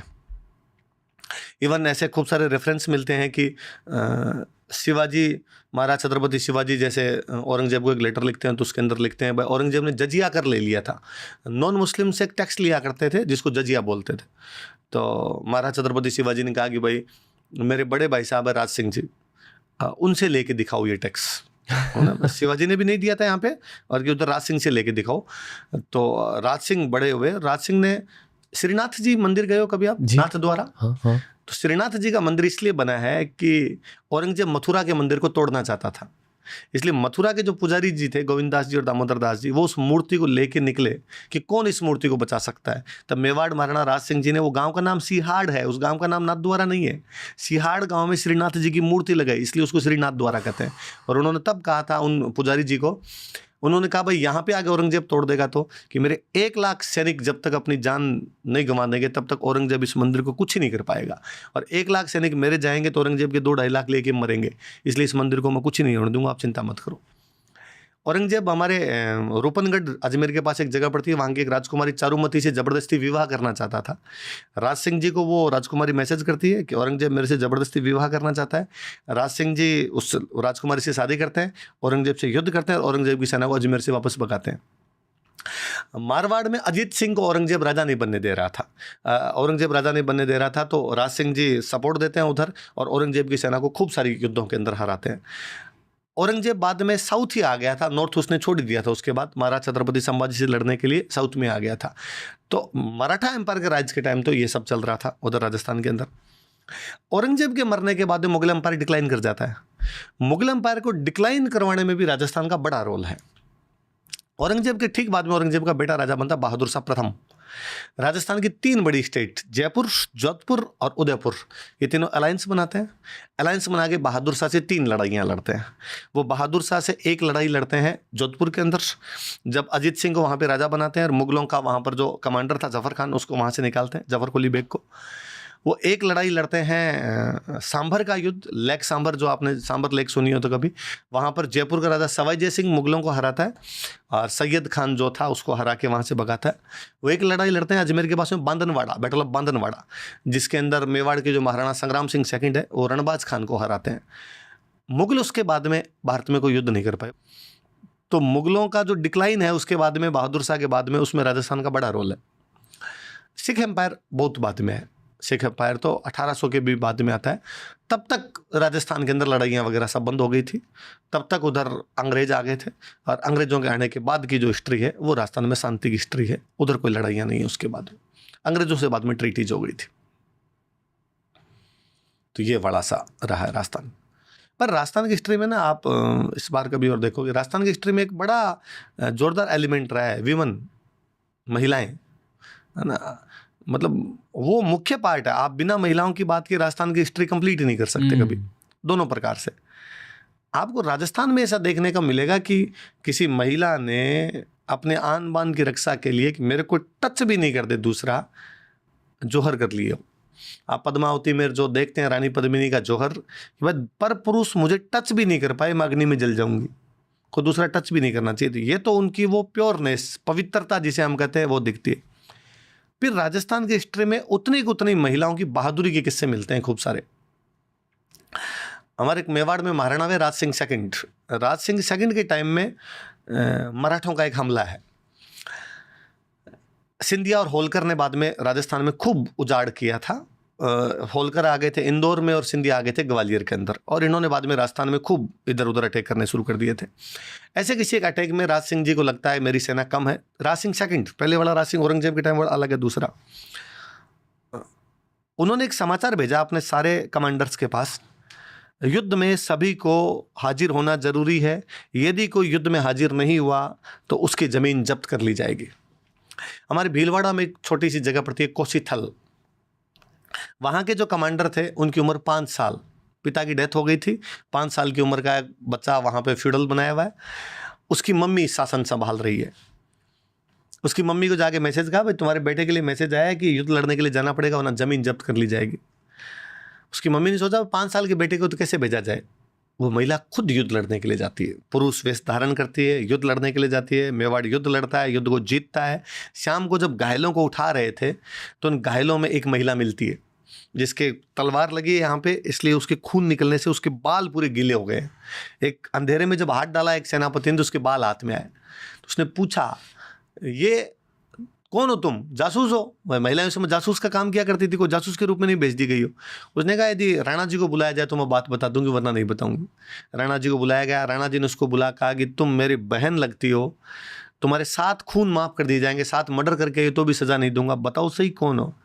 उसने कहा मैं कोसीथल के ठाकुर की माँ हूँ। आपने कहा था कि जो नहीं आएगा उनकी जागीर जब्त कर ली जाएगी, मैं कभी नहीं चाहती थी कि मेरे बेटे की जागीर जब्त कर ली जाए। राणा राज सिंह रोने लग गया था। उसने कहा तुम्हारे जैसी महिलाएं जब तक जिंदा है ना, मेवाड़ का कोई बाल भी वांका नहीं कर सकता। मांग, तुम मांगेगी वो मिलेगा। उसने और कुछ भी नहीं चाहिए, मैं चाहती हूँ कि मेरा बेटा जब पगड़ी बांधे तो उसमें अलग से कुछ ऐसा लगाया जाए कि लोगों के बीच में दिखे। फिर एक कलंगी दी गई लगाने के लिए कि तुम्हारा बेटा ये पगड़ी में कलंगी लगाएगा, ताकि मेवाड़ में अलग से दिखे कि उस बेटे की रक्षा के लिए माँ आ गई थी। वाह। तो महिलाओं के किस्से भरे पड़े हमारे, है ना। हमारे छापोली नाम की जगह पड़ती है एक झुंझुनू में, वहाँ से सुजान सिंह नाम का 20-22 साल का लड़का शादी से लौट रहा होता है, और बीच में पता चलता है कि औरंगजेब की सेना खंडेला में मोहन जी का मंदिर तोड़ने के लिए आ रही है। वो घर नहीं जाता, बीच में रुकता है, सेना से लड़ता है, उस मंदिर को तोड़ने से बचाता है। वो जो लड़की जो नवविवाहिता है, न्यूली वेडेड ब्राइड है, जो अभी तक अपने घर भी नहीं पहुंची है, उसका पति बीच में वीर गति को प्राप्त हो, उसके साथ में सती हो जाती है। अच्छा, ये सती वाला एग्जाम्पल भी पूरे भारत में है। मैं अभी लेटेस्ट न्यू ईयर पे कर्नाटक था, कुर्ग सुना आपने? कुर्ग से भारत के 2 बड़े जनरल रहे हैं। भारत के पहले थल सेनाध्यक्ष KM करियप्पा सर कुर्ग से थे, और भारत के एक बहुत बड़े लेजेंडरी थल सेनाध्यक्ष हुए हमारे थिमैया, जनरल थिमैया कुर्ग से थे। मैं कुर्ग में वहाँ का फोर्ट देखने के लिए गया, मडकेरी फोर्ट है वहाँ पर। तो वहाँ एक म्यूजियम बना हुआ है। एक्चुअली वो चर्च है जो पहले वीरभद्रेश्वर मंदिर था, जिसको अंग्रेजों ने चर्च में कन्वर्ट कर दिया, और अब उसको म्यूजियम बना रखा है। तो हमने म्यूजियम देखा। म्यूजियम से बाहर निकले तो मेरी वाइफ हिस्ट्री में इंटरेस्ट रखती है, तो उन्होंने मुझे कहा अरे ये इधर साइड में कुछ पड़े हैं, खूब सारे सती स्टोन्स और खूब सारे हीरो स्टोन्स पड़े। सती स्टोन्स? जब सतियाँ होती थी ना तो उनकी याद में स्टोन लगाए जाते, ये महिला इसके साथ सती हुई थी, ये योद्धा यहाँ पर लड़ता हुआ मारा गया था। खूब सारे हीरो स्टोन और खूब सारे सती स्टोन थे। इसका मतलब महिलाओं की वीरताओं के किस्से अक्रॉस द बॉर्डर है। इस प्रकार की खूब सारी चीज़ें हैं। तो राजस्थान की हिस्ट्री को इस पर्सपेक्टिव से देखना चाहिए कि राजस्थान में महिलाओं के अब पन्ना दहाय कैसे सोच सकता है कि एक महिला, पन्ना दहाय का सुना आपने नाम? मतलब एक राजा है, उसको दूसरा आदमी मारना चाहता है, वो महिला अपने बेटे को उसकी जगह सुला देती है कि राजा को बचाना जरूरी है। वो अपने बेटे का बलिदान देती थी, चंदन का बलिदान देकर उदय सिंह को बचाते हैं। उदय सिंह महाराणा प्रताप के पिताजी हैं। उस दिन यदि वहाँ उदय सिंह का बलिदान हो जाए तो महाराणा प्रताप पैदा नहीं हो पाए। पन्ना दहाय वो प्रातस्मरणीय महिला है। तो राजस्थान इस मामले में बड़ा अलग रहा है। अगर किसी को राजपूतों का इतिहास और करीबी से जानना है तो राजस्थान में कहाँ जाना चाहिए? जाने से तो मेवाड़ ही है इस मामले में, तो रिच सबसे अधिक मेवाड़ है कि मेवाड़ के बारे में उदयपुर, चित्तौड़गढ़, राजसमंद, वो पूरा जो इलाका वो उसी प्रकार का इलाका है।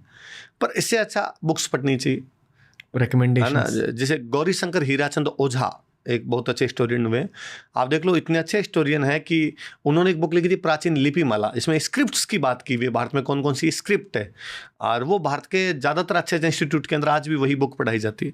तो जी.एच. ओझा राजस्थान पर बहुत अच्छा लिखे गए हैं, जी.एच. ओझा को पढ़ा जाना चाहिए। दशरथ शर्मा राजस्थान पे बहुत अच्छा लिखे गए हैं, दशरथ शर्मा को पढ़ा जाना चाहिए। टोड ने लिखा था राजस्थान पे खूब सारा, पर टोड वाले में खूब सारी गलतियां हैं, तो टोड वाली जो गलतियां उनको दूर करते हैं। एक घनश्याम लाल देवड़ा एक हिस्टोरियन है, उनकी एक बहुत अच्छी बुक है राजस्थान इतिहास के अभिज्ञान रूप, वो देखी जानी चाहिए कि किस प्रकार की चीज़ें हैं। राजस्थान की हिस्ट्री में अभी तक भी खूब सारी चीज़ें हैं जो बाहर आनी बाकी है। हमारे एक फोक डाइटी के रूप में हम पूछते हैं वहाँ पे गोगा जी महाराज। गोगा जी को झारखंड से लेकर राजस्थान तक पूछते हैं, बंगाल पूछता है, यूपी बिहार पूछता है गोगा जी को, पंजाब पूछता है गोगा जी को, हरियाणा पूछता है, राजस्थान पूछता है, केवल फोक डाइटी के रूप में। जबकि गोगा जी वो थे जिन्होंने मोहम्मद गजनवी से लड़ाई कर ली थी, महमूद गजनवी से लड़े थे, पर अभी तक भी उनको इस तरीके से नहीं देखा जा रहा। अभी मोदी जी ने जब कहा कि सोमनाथ स्वाभिमान पर्व मनाया जाएगा सोमनाथ मंदिर को तोड़ने वाला गजनवी था, तो गजनवी की सेना जब राजस्थान से गुजर रही है तो एक जो लड़ाई है वो गोगा जी की लड़ाई है, पर गोगा जी को उस तरीके से देखा नहीं जा रहा, हम केवल उनको डेटी के रूप में देख रहे हैं। पर उस समय लोगों ने उनको इसलिए पूजा होगा कि यार ये योद्धा है, वॉरियर है, जिन्होंने अपने लिए युद्ध किया, मंदिरों को बचाने के लिए, गायों को बचाने के लिए। आप राजस्थान की ज़्यादातर यूँ लड़ाइयाँ देखोगे ना, तो कि मातृभूमि की रक्षा के लिए, गायों की रक्षा के लिए, महिलाओं के सम्मान की रक्षा के लिए, मंदिरों की रक्षा के लिए ज़्यादातर लड़ाइयाँ इस प्रकार की मिलेगी आपको। तो वो सब चीज़ें आनी चाहिए लोगों के सामने कि उन लोगों ने क्या किया था। धन्यवाद कि आज 1% ऑफ राजपूत हिस्ट्री कवर हुई है, करेक्ट? 99% बाकी है। बाकी ये बस राजपूत हिस्ट्री की शुरुआत है पॉडकास्ट की दुनिया में। होपफुली राजपूत हिस्ट्री को और करीबी से जानेंगे। राजीव भैया मज़ा आ गया, बस ये कहना चाहूँगा। मेरे एक दोस्त हैं, वो पॉडकास्ट पे बहुत पहले आ चुके हैं, उनका नाम है लक्षराज जी, उदयपुर के लक्षराज, मेवाड़ राणा जी। बहुत बहुत ही नेक दिल के इंसान है, और उनके साथ मुझे राजपूत हिस्ट्री पर एक डॉक्यूमेंट्री बनानी है।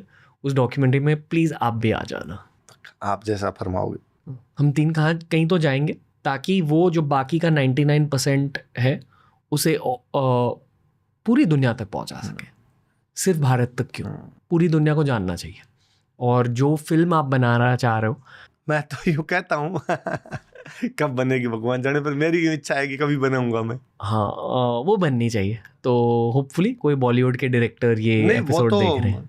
आप ना कभी और आपके कोई डायरेक्टर को जानकर हो तो उनको कहना, हमारे राजस्थान में एक जालोर जगह पड़ती है, जालोर में एक राजकुमार हुआ वीरमदेव सोनगरा। अलाउद्दीन दिल्ली का सुल्तान था, उसकी बेटी थी फिरोजा। वो वीरमदेव सोनगरा से प्रेम करती है, वो वीरमदेव सोनगरा से विवाह करना चाहती है।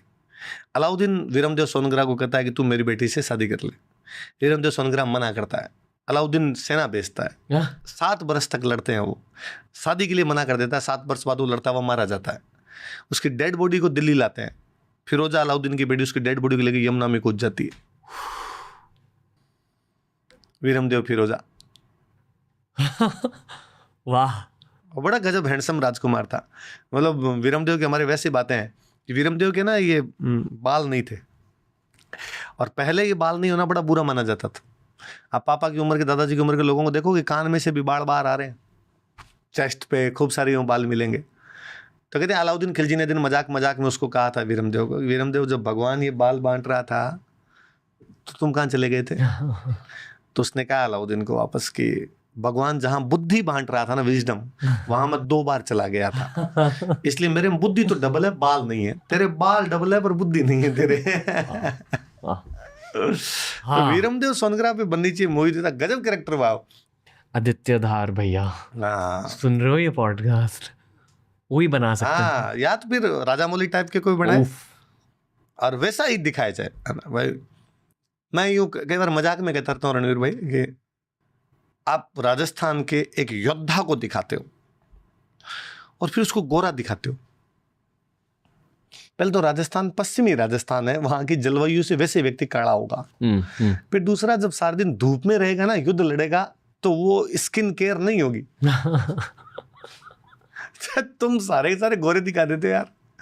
साउथ इंडिया वालों से ये तो सीखा जाना चाहिए। अल्लू अर्जुन है, पुष्पा में जैसा है वैसा वैसा दिखाया जाए। तो इनका पूरा फोकस ये होता है कि ज्वेलरी कैसी दिखानी है, कपड़े कैसे दिखाने हैं। मुझे 1 साल लगेगा सारी इन्फॉर्मेशन प्रोसेस करने में। फिर से धन्यवाद कहना चाहूँगा, बहुत मज़ा आ गया। जेन्युइनली ये मैं बनावटी चीज़ नहीं कह रहा हूँ, पर बचपन से इस दिन का इंतज़ार था, बचपन से। तो आज वो एक बचपन की ख्वाहिश पूरी हो गई है। राजवीर भैया थैंक यू, बस यही कहना चाहूँगा। Thank you. जय भवानी। जय भवानी।